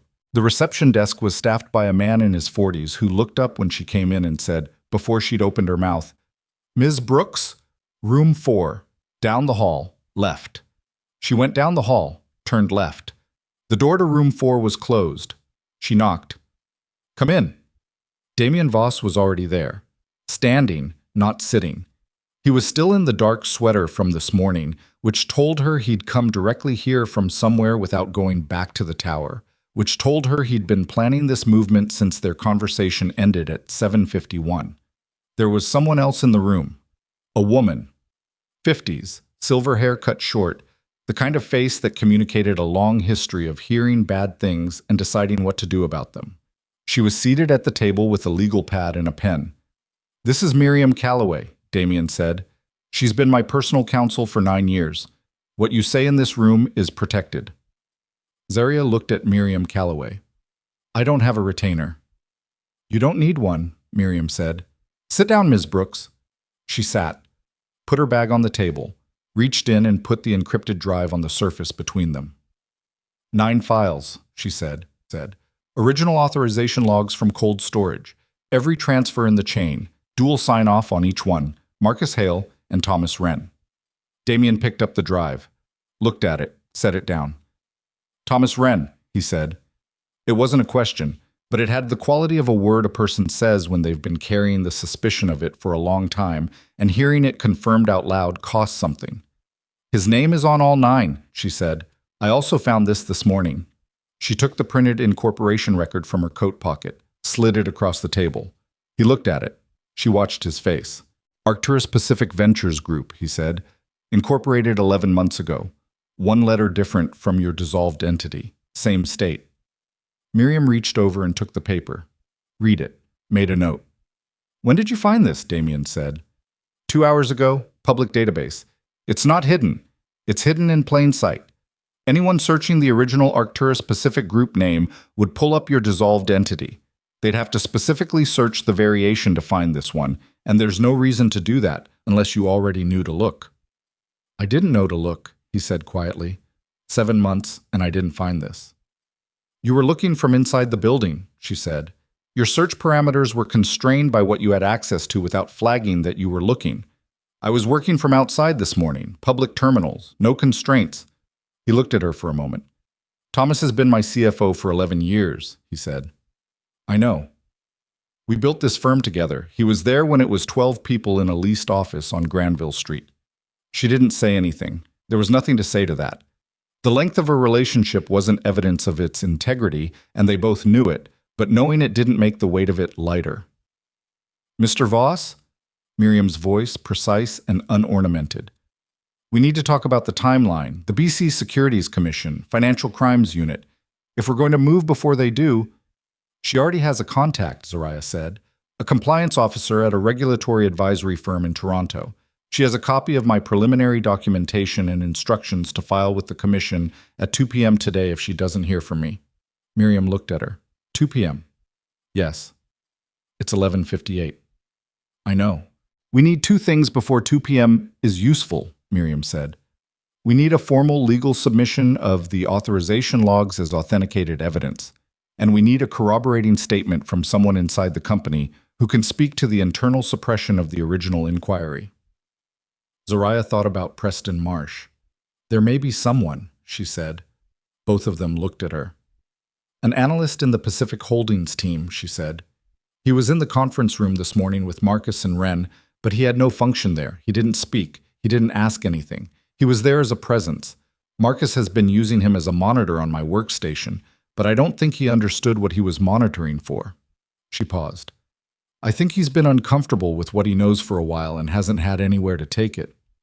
You have a relationship with him? Miriam asked. No, barely a working one. Then going to him now is a risk, if he's more loyal to Wren and Hale than he is to his own discomfort. He looked at me this morning in that conference room, Zariah said, when Wren told me I was being placed on administrative leave. He looked at me the way a person looks at someone when they want to say something and can't. She paused. I've seen that look before. That's not evidence, Miriam said. No, it's a read. She looked at Damien. I need to make a call. He pointed to the phone on the table. Landline, untraceable to her. She dialed the main Voss Capital reception number from memory. Asked for Preston Marsh by name. Was put through in 20 seconds. Preston Marsh. It's Zariah Brooks, she said. The silence that followed lasted exactly 3 seconds, which was 2 seconds longer than it should have taken if he had nothing to say. I shouldn't be talking to you, he said. His voice was low. I know. I need 2 minutes. They told us, I know what they told you. Preston, I need you to listen to me for 2 minutes. You were in that room this morning. You sat there while Thomas Wren placed me on administrative leave for accessing documentation that shows him co-authorizing $11 million in fraudulent transfers. She kept her voice level. I don't know how long you've been aware of what's been happening in Pacific Holdings, but I know you've been aware of something. You've been uncomfortable for months. Anyone paying attention could see that. Another silence. Longer. What are you asking me to do? His voice had changed. The performance of detachment was gone. What was underneath it was the voice of a man who was afraid and had been afraid for a while and was very tired of it. I need you to tell the truth, she said. Not to me. To independent legal counsel and a regulatory submission. What you know, when you knew it, what you were asked to do. She paused. You went into that room this morning. You didn't have to be there. You could have said you had a meeting, a call, anything. You went in. I think part of you went in because you wanted to see what happened. A long silence. I found an email, he said finally, his voice barely above a conversational level. 4 months ago.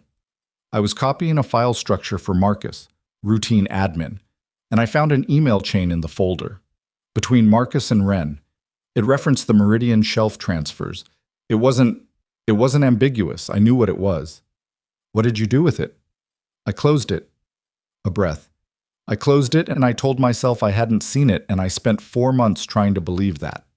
She held the phone. Where are you right now? She said. My desk.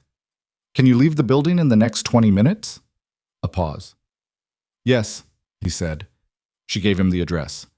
He came in at 12:31, visibly uncomfortable in the way of a person who had made a decision they hadn't finished making. He sat down at the table across from Miriam Calloway and looked at Zariah and then at Damien Voss, and the look on his face when he registered who was in the room was the look of a man recalculating something very fast. Mr. Voss, he said. Preston, Damien said. Thank you for coming. Whatever Preston had been expecting, it hadn't been that. Miriam opened her legal pad. The next 40 minutes were the most densely focused 40 minutes Zariah had experienced in a long career of densely focused minutes. Preston talked. Miriam wrote. Zariah cross-referenced what he was saying against her own documentation, filling gaps, matching dates, building the corroborating structure that turned a single analyst's findings into a multi-source evidentiary record. Preston had seen the email chain. He described it in specific enough detail that Miriam could work with it. He described 2 conversations he'd overheard between Marcus and Wren in the months that followed. Nothing explicit, nothing quotable as standalone evidence, but contextually consistent with people who were managing an active concealment. He described being asked by Marcus to monitor Zariah's system, access the day after she'd been assigned the Pacific Holdings file, and being told to report anything unusual directly to Marcus, bypassing normal IT protocol. That last detail made Miriam stop writing and look up. He asked you to monitor her access outside the standard IT oversight process, she said. Yes. Did he give you a reason? He said she had a history of over-documenting preliminary findings and creating unnecessary escalation noise. Preston's voice was flat, in the way of a person reciting words they'd memorized and then decided they hated. That's how he put it, Miriam wrote. Zariah watched the legal pad fill up. At 1:22, Miriam looked at Damien. "We have enough for a formal submission," she said. "Authorization logs, incorporation records, corroborating testimony. If your Toronto contact files with the Commission at 2 p.m. with the preliminary documentation, we submit this package to the Commission's Financial Crimes Unit simultaneously." She paused. "The Commission will move fast on this. CFO-level involvement, sophisticated shell structure, evidence of suppressed internal inquiry. They'll open a formal investigation, likely within 24 hours. "And Marcus and Wren," Zariah said. "Once the Commission opens a formal investigation, both of them will be notified. Their access to company systems will be suspended pending review. They won't be able to purge, alter, or access anything further." Miriam looked at her. "The trap you set this morning, the access flag, the call from Hale, the documented attempt to manage you out of the building before you could secure the evidence, all of that becomes part of the submission. It demonstrates consciousness of guilt." Zariah nodded. She picked up her phone and called Constance. "Stand by," she said. "Don't file yet. Wait for my signal." "You have 12 minutes. "I know. Stand by." Miriam was assembling the submission package with the focused speed of someone who had done this before. Damien Voss was standing at the window. The same posture she'd seen in his office, hands at his sides, looking at something that wasn't the view. Preston was sitting very still in a way that people sat when they'd just done something irreversible and were waiting to find out what it cost. At 1:47, Miriam looked up. "Ready." Zariah looked at Damien. He turned from the window.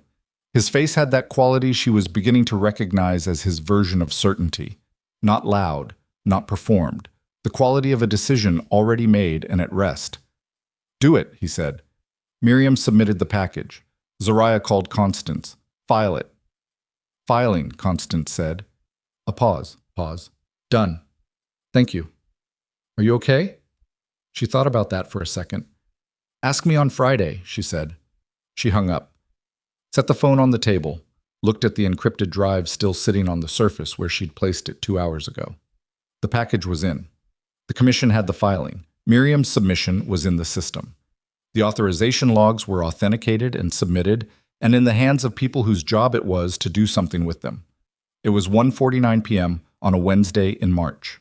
She was on administrative leave. She had no building access and no workstation and no job title in any formal sense until a conduct review that was now, given the Commission filing, almost certainly never going to happen.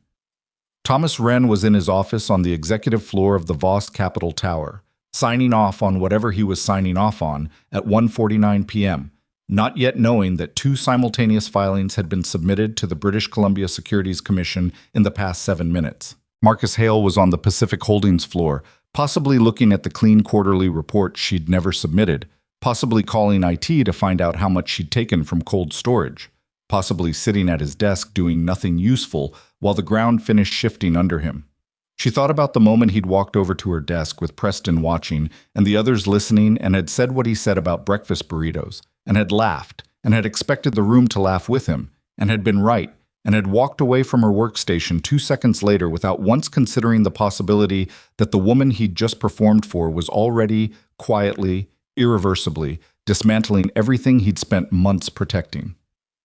She didn't feel satisfaction exactly. That would come later, if it came at all. What she felt right now was more specific than that. The particular exhaustion of someone who had been holding something very heavy for 72 hours and had just been allowed to set it down. Damien Voss looked at her from across the room. "What happens now?" she said. Not to him specifically, half to the room. "Now," Miriam said, tapping her pen, "we wait for the Commission to call, which, given what we've submitted, will likely happen before end of business today." She paused. "And then it gets very loud for a while." It got loud faster than that. Zariah's phone rang at 2:18, a Vancouver number she didn't recognize. She answered. "Ms. Brooks, this is Senior Investigator Daniel Park, BC Securities Commission, Financial Crimes Unit. I'm calling to confirm receipt of 2 simultaneous submissions this afternoon relating to Voss Capital's Pacific Holdings Division. I'd like to schedule a formal interview at your earliest availability. How early? She said. We have an opening at 4 p.m. today. She looked at Damien. He was already on his own phone, his back to the room, his voice too low to hear. 4 p.m., she said. Yes. She hung up. 14 seconds later, her phone rang again. Different number, she answered. Ms. Brooks, a voice she recognized, tightly controlled, the particular vocal quality of a man who is not accustomed to being surprised. This is Thomas Wren. The room went very still. Miriam looked up. Preston stopped breathing visibly.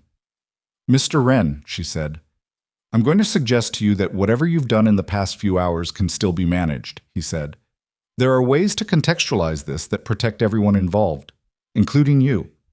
Particularly you, given that you've accessed confidential company systems outside the scope of your authorized role and made unauthorized disclosures of Mr. Wren, she said. Her voice was even, completely even. The BC Securities Commission Financial Crimes Unit called me 4 minutes ago to schedule a formal interview for this afternoon. Whatever you're calling to suggest, you're calling too late. The silence on the other end of the line lasted 5 seconds. You have no idea, he said, what you've walked into. I have a very precise idea, she said. I've spent 3 days documenting it. This won't go the way you think it will. Then we'll find out, she said. Goodbye, Mr. Wren. She ended the call. The room held the silence of it for a moment. Then Damien Voss turned around from the window. His call was done.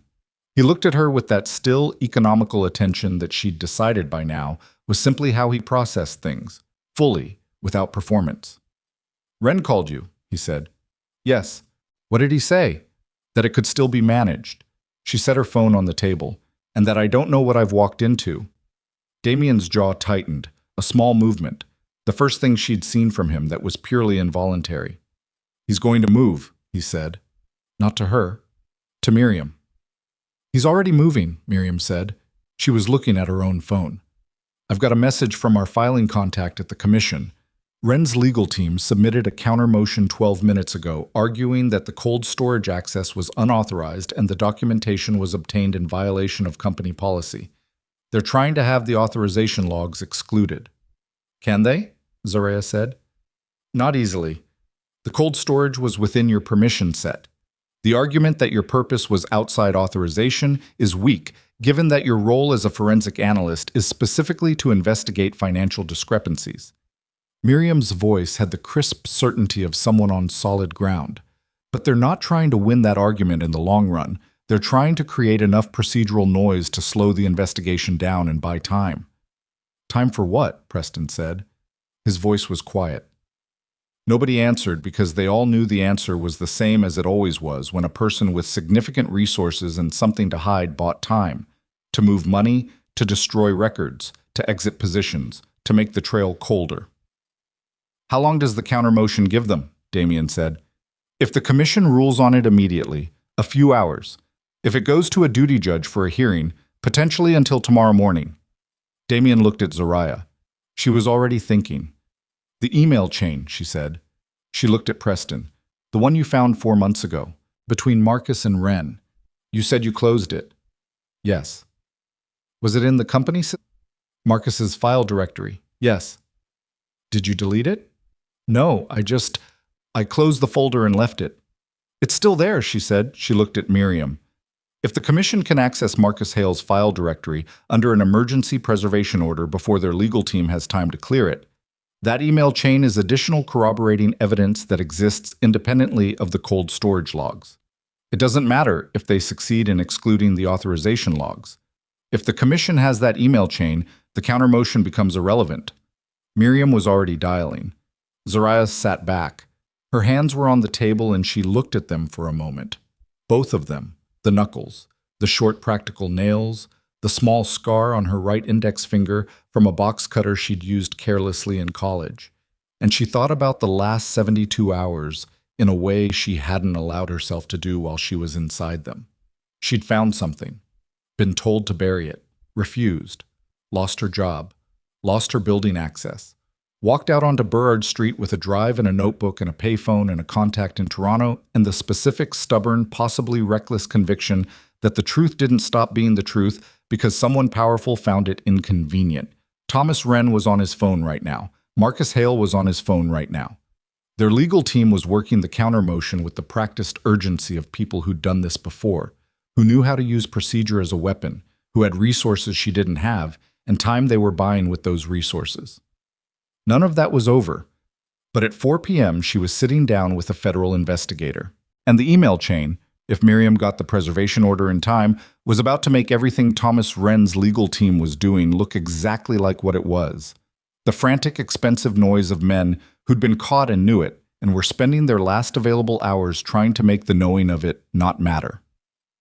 At 3:17, Miriam looked up from her phone. "Emergency preservation order granted," she said. "Commission servers are imaging Marcus Hale's complete file directory as of 3 minutes ago." The room went quiet in a different way than it had before. Zariah looked at Preston. He had his eyes closed. Not distress exactly. Something more like a man who had been holding his breath for 4 months and had finally been allowed to exhale. She understood that. Damien Voss put his phone in his pocket and looked at her. "The 4 o'clock interview," he said. "I'll have a car take you." "I can take the Sky Train." "I know you can," he said. "I'd like to have a car take you." She looked at him for a moment. "Okay," she said. At 3:49, she was in the back of a car moving through downtown Vancouver toward the commission offices, and her phone rang one more time.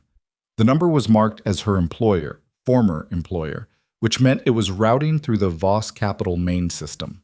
She answered. "Ms. Brooks." A voice she didn't recognize, female, professional. "This is the office of Damien Voss. Mr. Voss has asked me to communicate to you that effective immediately, your administrative leave has been rescinded pending the outcome of the regulatory review. Your building access has been reinstated, and your credentials will be restored as of tomorrow morning." A pause. "He also asked me to tell you that your Thursday report deadline has been extended." She almost laughed. "Tell him thank you," she said. "I will." The line clicked. She put the phone in her lap and watched Vancouver go past the window. The sky had made its decision finally. It was raining now, the real rain, steady and gray and without apology. The city looked clean in it the way it always did, washed down to something more honest than what it showed in the morning. She was going to walk into a federal interview in 11 minutes and lay out, methodically and without embellishment, exactly what she had found and how and when and what had been done to stop her from finding it. Thomas Wren was going to have the worst afternoon of his professional life. Marcus Hale was about to understand, fully and finally, and without any remaining ambiguity, what it meant to be on the wrong side of a woman he'd decided was too easy to dismiss. But none of that was the thing she was holding right now, sitting in the back of a car in the rain. The thing she was holding was smaller and more specific. The memory of sitting at her desk at 7:51 in the morning 2 days ago, looking at a number on a page and deciding, in the space between one breath and the next, that she was going to follow it wherever it went. The car stopped in front of the commission building. She got out, straightened her blazer, picked up her bag with the drive still in it, and walked toward the entrance in the rain and did not run, because she had never needed to run to get somewhere that mattered, and she wasn't going to start now. The glass doors opened ahead of her. Inside, a man in a gray suit was already walking toward her from the security desk with his hand extended, and the specific expression of a federal investigator who had just received a package that had made his afternoon considerably more. Senior investigator Daniel Park had the handshake of a man who had learned to communicate competence through physical contact, firm, brief, no performance in it. He was maybe 45, with the kind of face that had probably looked exactly the same for 20 years and would for 20 more. Gray at the temples. Eyes that moved the way experienced investigators' eyes moved. Not restless, just thorough. "Ms. Brooks," he said. "Thank you for coming in." "Of course," she said. He led her through the commission's security checkpoint, down a corridor that smelled like carpet cleaning solution and recycled air, into a room that was smaller than she'd expected. Round table, 4 chairs, a recording unit on a stand in the corner, a window that looked at another building's concrete wall. A second investigator was already seated. Younger, female, notepad open. "This is Investigator Ewan," Park said. "She'll be assisting." Zariah sat down. put her bag on the floor beside her chair, kept her back straight the way she always did in rooms like this. Not because she was performing confidence, but because slouching made her think slower, and she could not afford to think slower right now. Before we begin, Park said, I want to be transparent about where we are. We received 2 simultaneous submissions this afternoon, one from Reeves and Callaway on behalf of Voss Capital's principal, one from a regulatory advisory firm in Toronto on your behalf. Both submissions reference the same underlying transaction chain. We also have a counter motion filed by legal counsel representing Marcus Hale and Thomas Wren, challenging the admissibility of the cold storage authorization logs. I'm aware, she said. We also executed a preservation order on Mr. Hale's file directory approximately 40 minutes ago. He paused. We found the email chain. She kept her expression level. Then you have what you need, she said. We have a significant amount, he said. What we need now is your account. From the beginning, in your own words, in as much detail as you can provide. He reached over and pressed the record button on the unit in the corner. A small red light came on. Take your time. She took a breath. Then she started talking. She talked for 2 hours and 11 minutes without significant interruption. Park asked 3 clarifying questions. Ewan asked 1. Zariah answered each of them the way she answered examination questions, precisely, without elaboration beyond what was asked, with sourced references to the documentation she'd submitted. When she finished, Park sat back in his chair and looked at the table for a moment.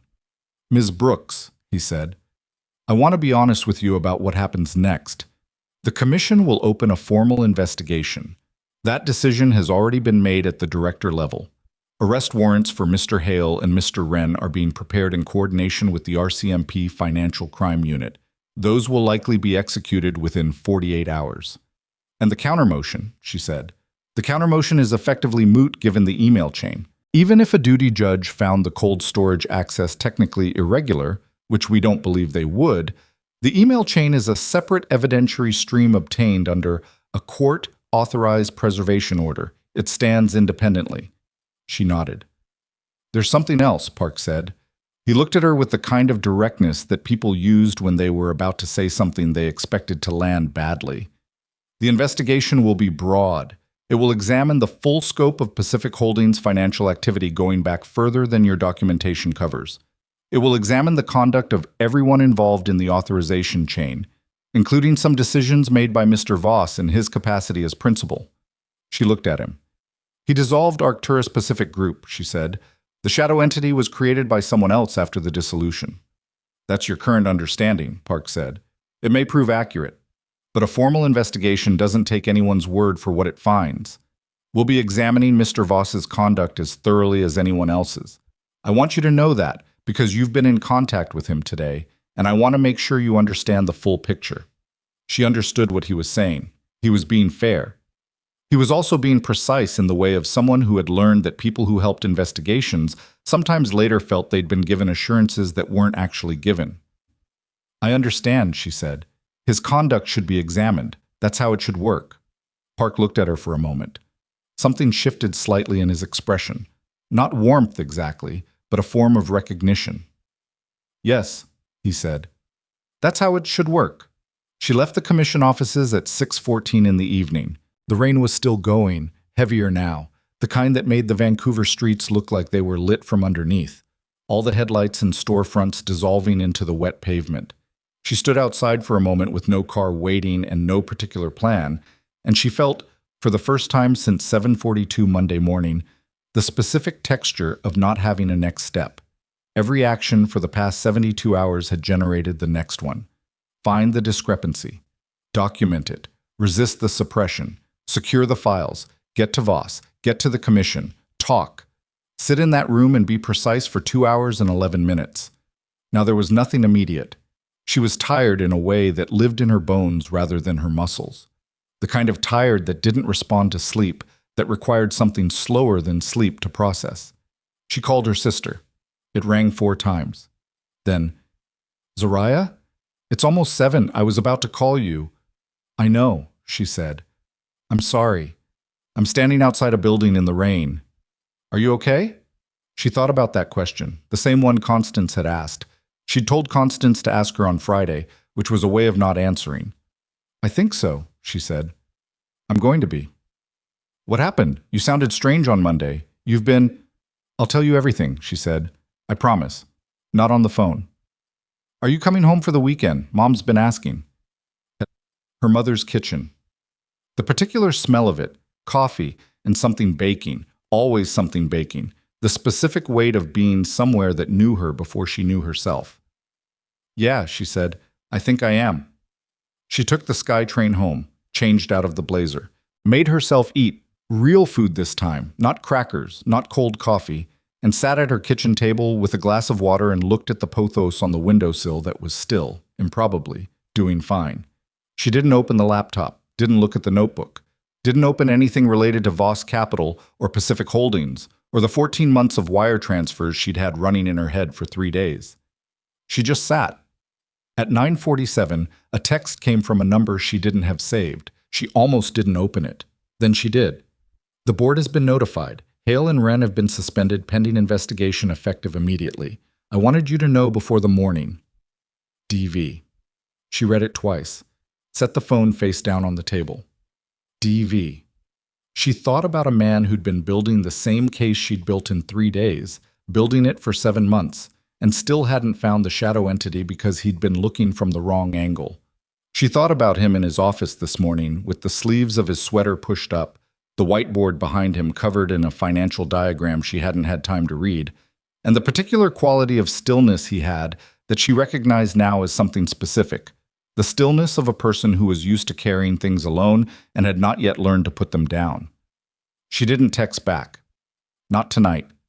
Tonight was not a night for that conversation.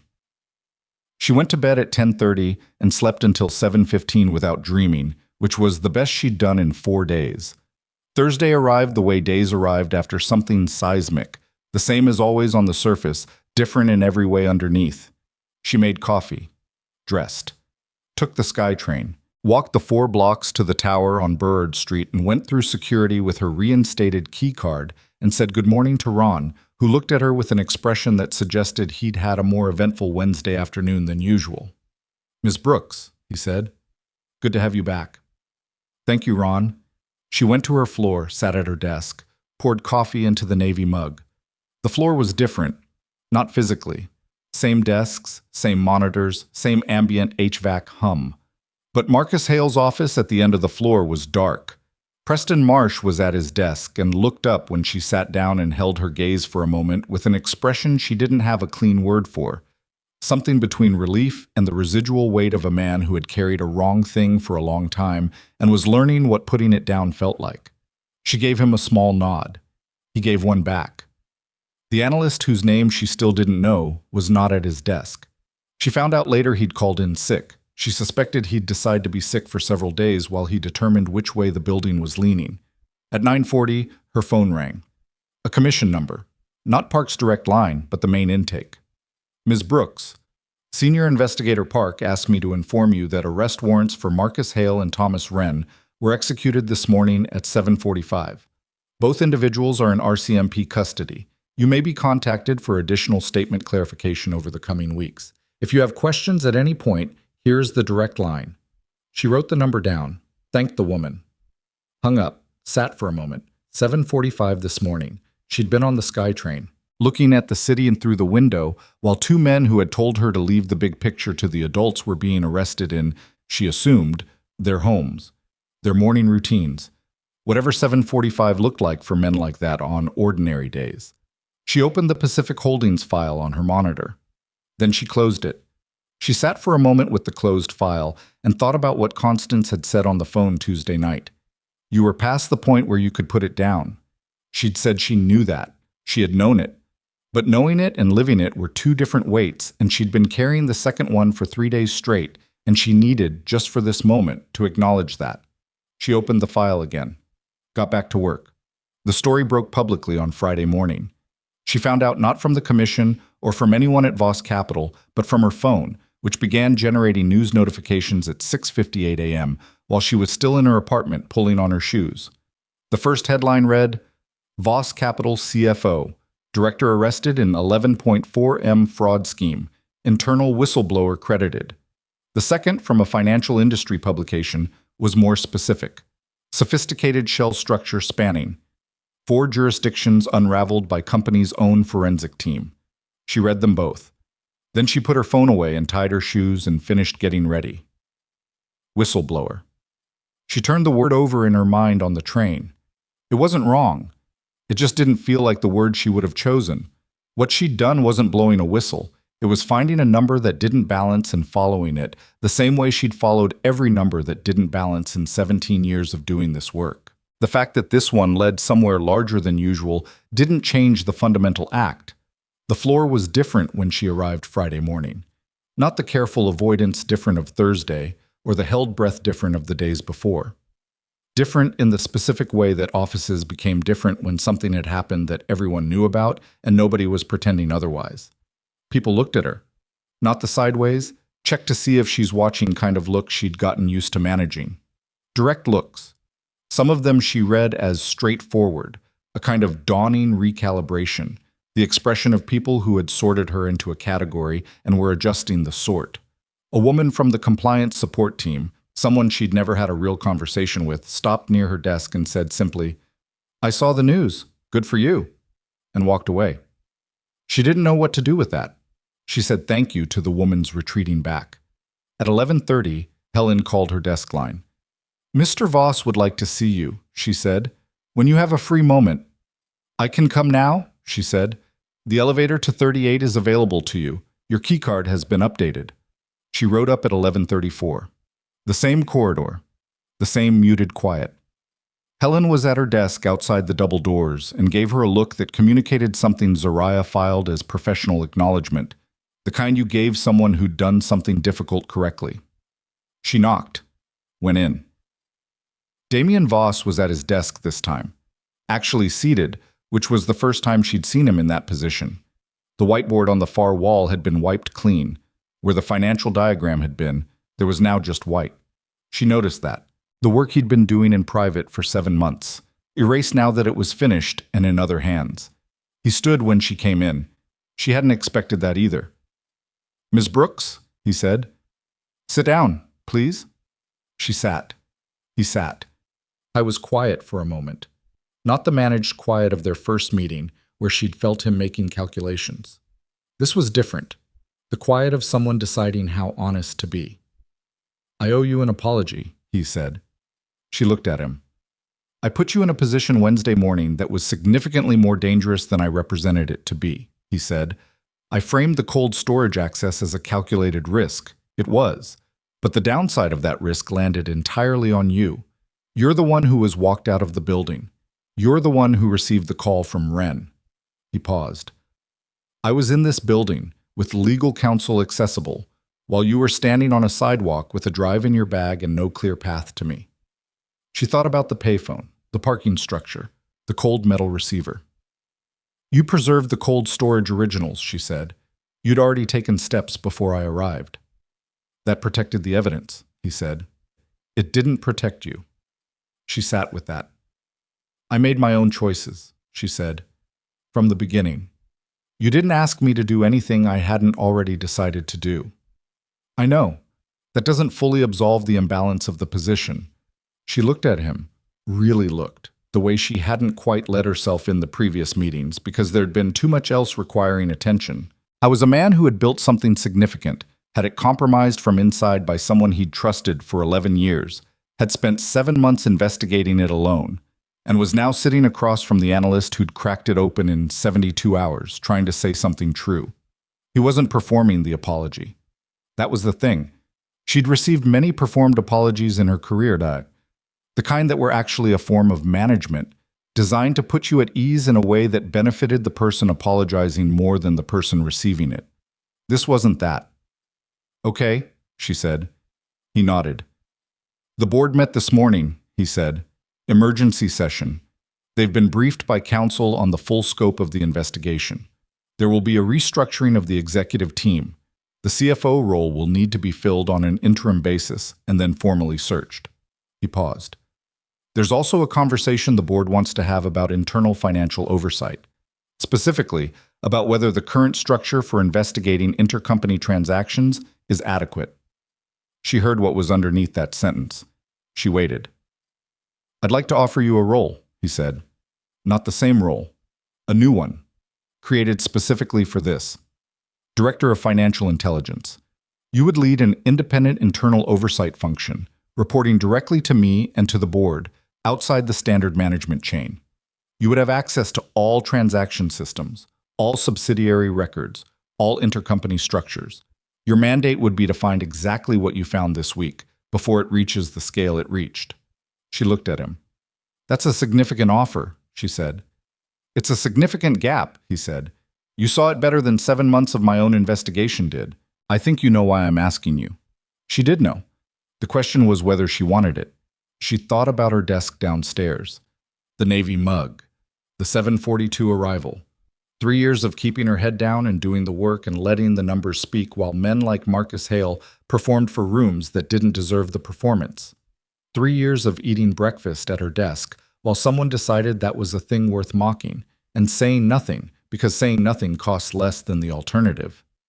She thought about Wednesday morning, standing on Burrard Street with a drive in her bag, and the specific feeling of clarity that had come over her when she'd decided to go back toward the building rather than away from it. Not recklessness, the opposite.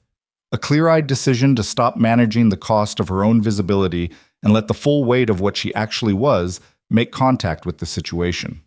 It had worked. Not cleanly. Not without cost. She'd lost her building access for half a day, and her hands had shaken on the payphone receiver, and Thomas Wren had called her directly and said, "You have no idea what you've walked into," with the particular tone of a man who was accustomed to that sentence being the end of conversations, and she'd ended the conversation anyway. But it had worked. "I need to think about it," she said. "Of course." "Not long," she said. "A few days." He nodded.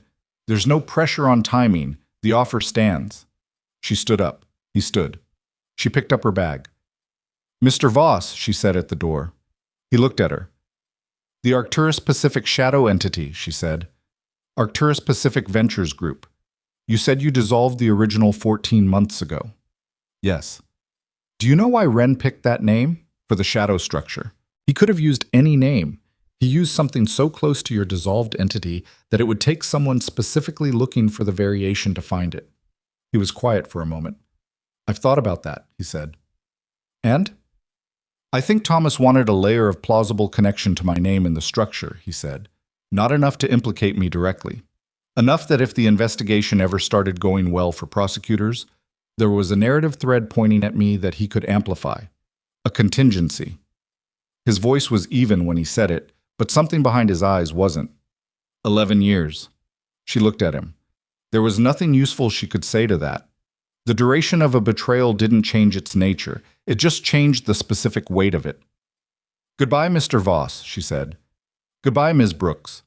She rode the elevator back to her floor, sat at her desk, drank her coffee, which was cold again. The formal proceedings took weeks. The Commission's investigation expanded beyond Pacific Holdings to encompass Wren's full tenure as CFO, which surfaced 2 additional irregular transaction chains, smaller in scale, older, partially expired in their statute of limitations, but documented and submitted regardless. The RCMP Financial Crimes Unit built a parallel criminal case. Marcus Hale, 2 weeks in, accepted a cooperation agreement and provided detailed testimony about the internal mechanics of the scheme in exchange for reduced charges. His cooperation was, as cooperations tended to be, motivated entirely by self-interest and was nonetheless useful. Thomas Wren did not cooperate. He retained a team of 4 defense attorneys and contested every element of the prosecution with the methodical, expensive persistence of a man who had decided that fighting was the only option remaining to him. The trial date was set for the following year. The outcome, given the evidence, was not seriously in doubt among the people who understood the file, but the process would be long. Preston Marsh gave a full corroborating statement to the Commission. His testimony about monitoring Zariah's workstation access at Marcus's direction, outside normal IT protocol, reported directly rather than through standard channels, became one of the cleaner pieces of evidence demonstrating consciousness of guilt in the cover-up. Preston was not charged. He also, quietly, submitted his resignation from Voss Capital 3 weeks later, which Zariah understood. There were some buildings you couldn't stay in once you'd seen clearly what was behind the walls. The Commission's formal findings, published 6 weeks after the initial investigation opened, named Zariah Brooks as the analyst whose discovery had initiated the chain of events leading to the exposure of the scheme. The language was careful and procedural. The investigation was initiated following disclosures by a senior forensic analyst, but the financial press were less careful, and the story of the woman who'd been handed a quarterly report to sanitize and had instead dismantled a multi-jurisdictional laundering network made several publications in both Canada and the United States. She didn't read most of them, not because she wasn't curious, but because she'd found, in the weeks after Wednesday, that the external story of what had happened and the internal experience of living it had very little to do with each other, and she preferred the version she'd lived.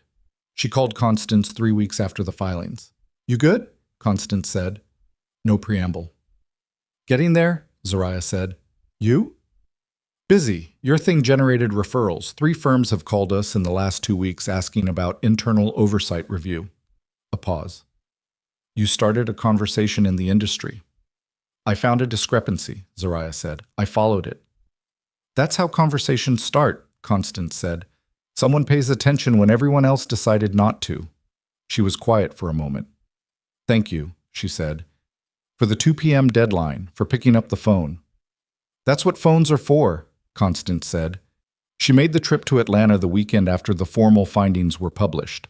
Her mother's kitchen smelled exactly the way she remembered, which was the kind of consistency that usually made her feel whatever the opposite of homesick was. She sat at the kitchen table with a cup of coffee and her sister across from her and told them everything. The whole thing, start to finish, the way she'd told Park in the commission interview room. Chronological, sourced, with dates. Her mother listened without speaking until she'd finished. Then she was quiet for a moment. "Were you scared?" her mother asked. Zariah thought about the payphone. Thomas Wren's voice on the line, the conference room with 3 men on the other side of the table, the drive in her bag. "Yes," she said, "parts of it."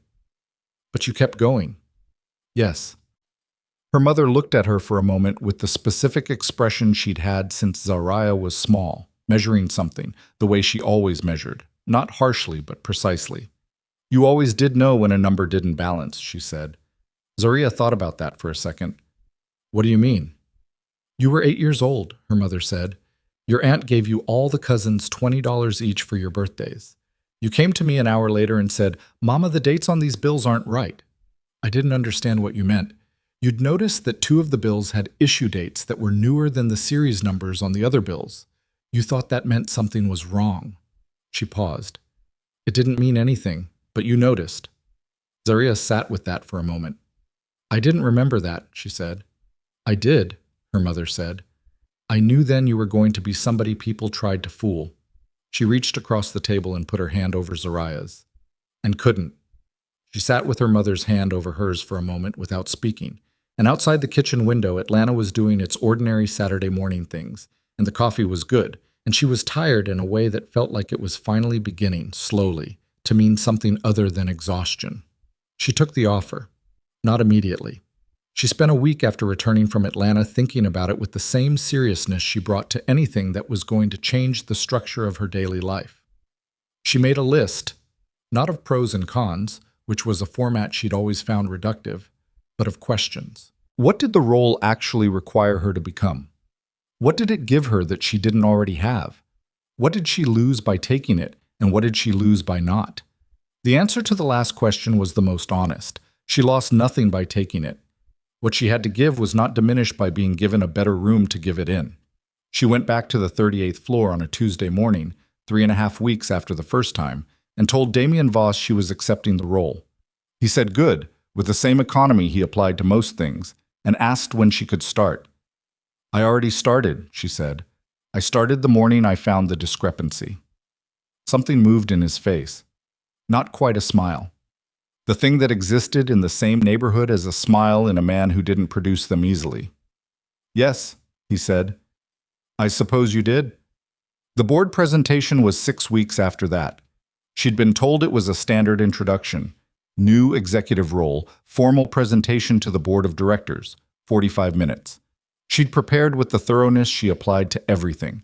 A complete overview of the new internal oversight function, its reporting structure, its mandate, its initial priorities.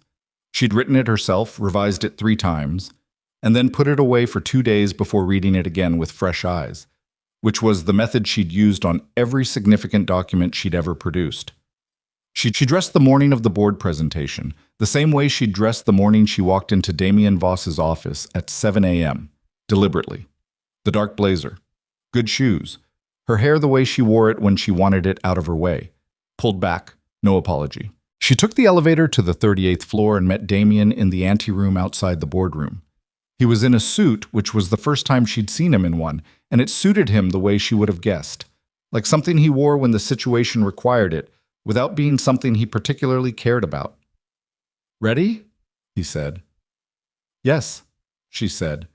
He pushed the boardroom door open and held it. She went through. The room had 12 people in it. 12 people around a long table, looking up when the door opened, settling their eyes on the 2 of them and making the rapid adjustments that humans made when they were recalibrating their expectations of a situation. She was aware of the adjustments. She was aware of the specific quality of attention she received as she walked to the head of the table, which was not the attention she'd received in that room downstairs 3 years ago, not the look that assessed her and found her peripheral. This was the attention people gave to someone who had done something they had to take seriously. She set her folder on the table, looked at the room. There were people here who hadn't believed the investigation would produce what it produced. She'd been told that, not by Damien, by Helen, who had a clear-eyed view of the board's composition. There were people here who had been close to Thomas Wren professionally and who were processing what that closeness had meant and cost. There were people here who had looked at the name Zariah Brooks in the commission filings and had done exactly what Marcus Hale had done for 3 years, tried to fit her into the category they'd already prepared and found that she didn't fit. She could see all of that in the room. She opened her folder. "Good morning," she said. "My name is Zariah Brooks. I'm the incoming Director of Financial Intelligence. I want to start by explaining not what this role will do, but why it needs to exist.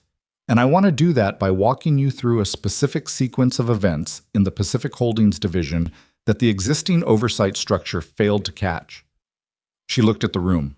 No one was looking away. $11.4 million, she said. Moved through 4 shell entities across 3 jurisdictions over 14 months. It was visible in the quarterly reconciliation file that I was assigned to review. It was visible because numbers don't lie, and this one didn't balance, and I followed it. She paused.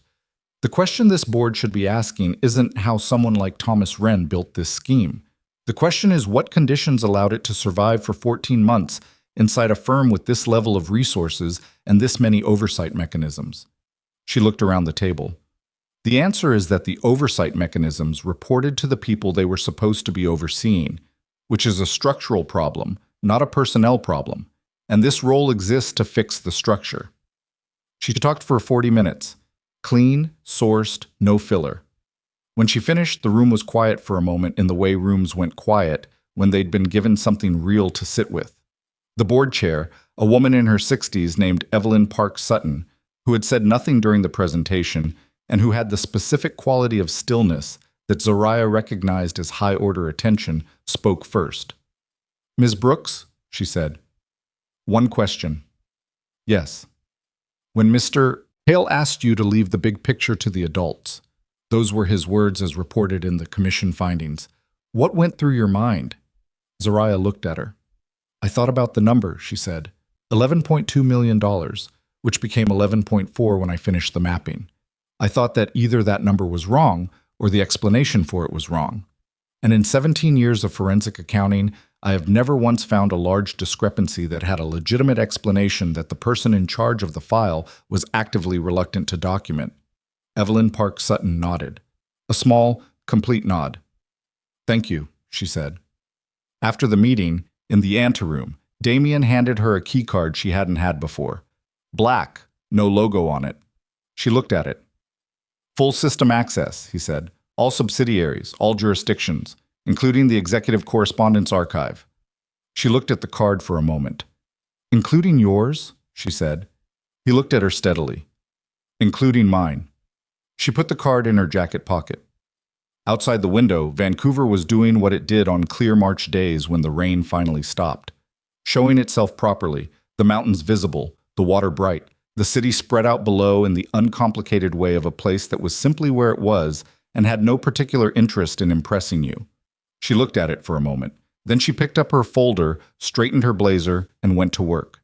She arrived at her new desk, on the 38th floor, a corner office with a window that looked north toward the mountains, a room she'd been allocated but hadn't yet occupied. At 2:15 that afternoon. The desk was clean.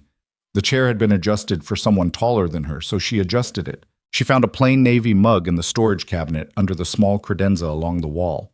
She didn't know how it had gotten there, and she didn't ask.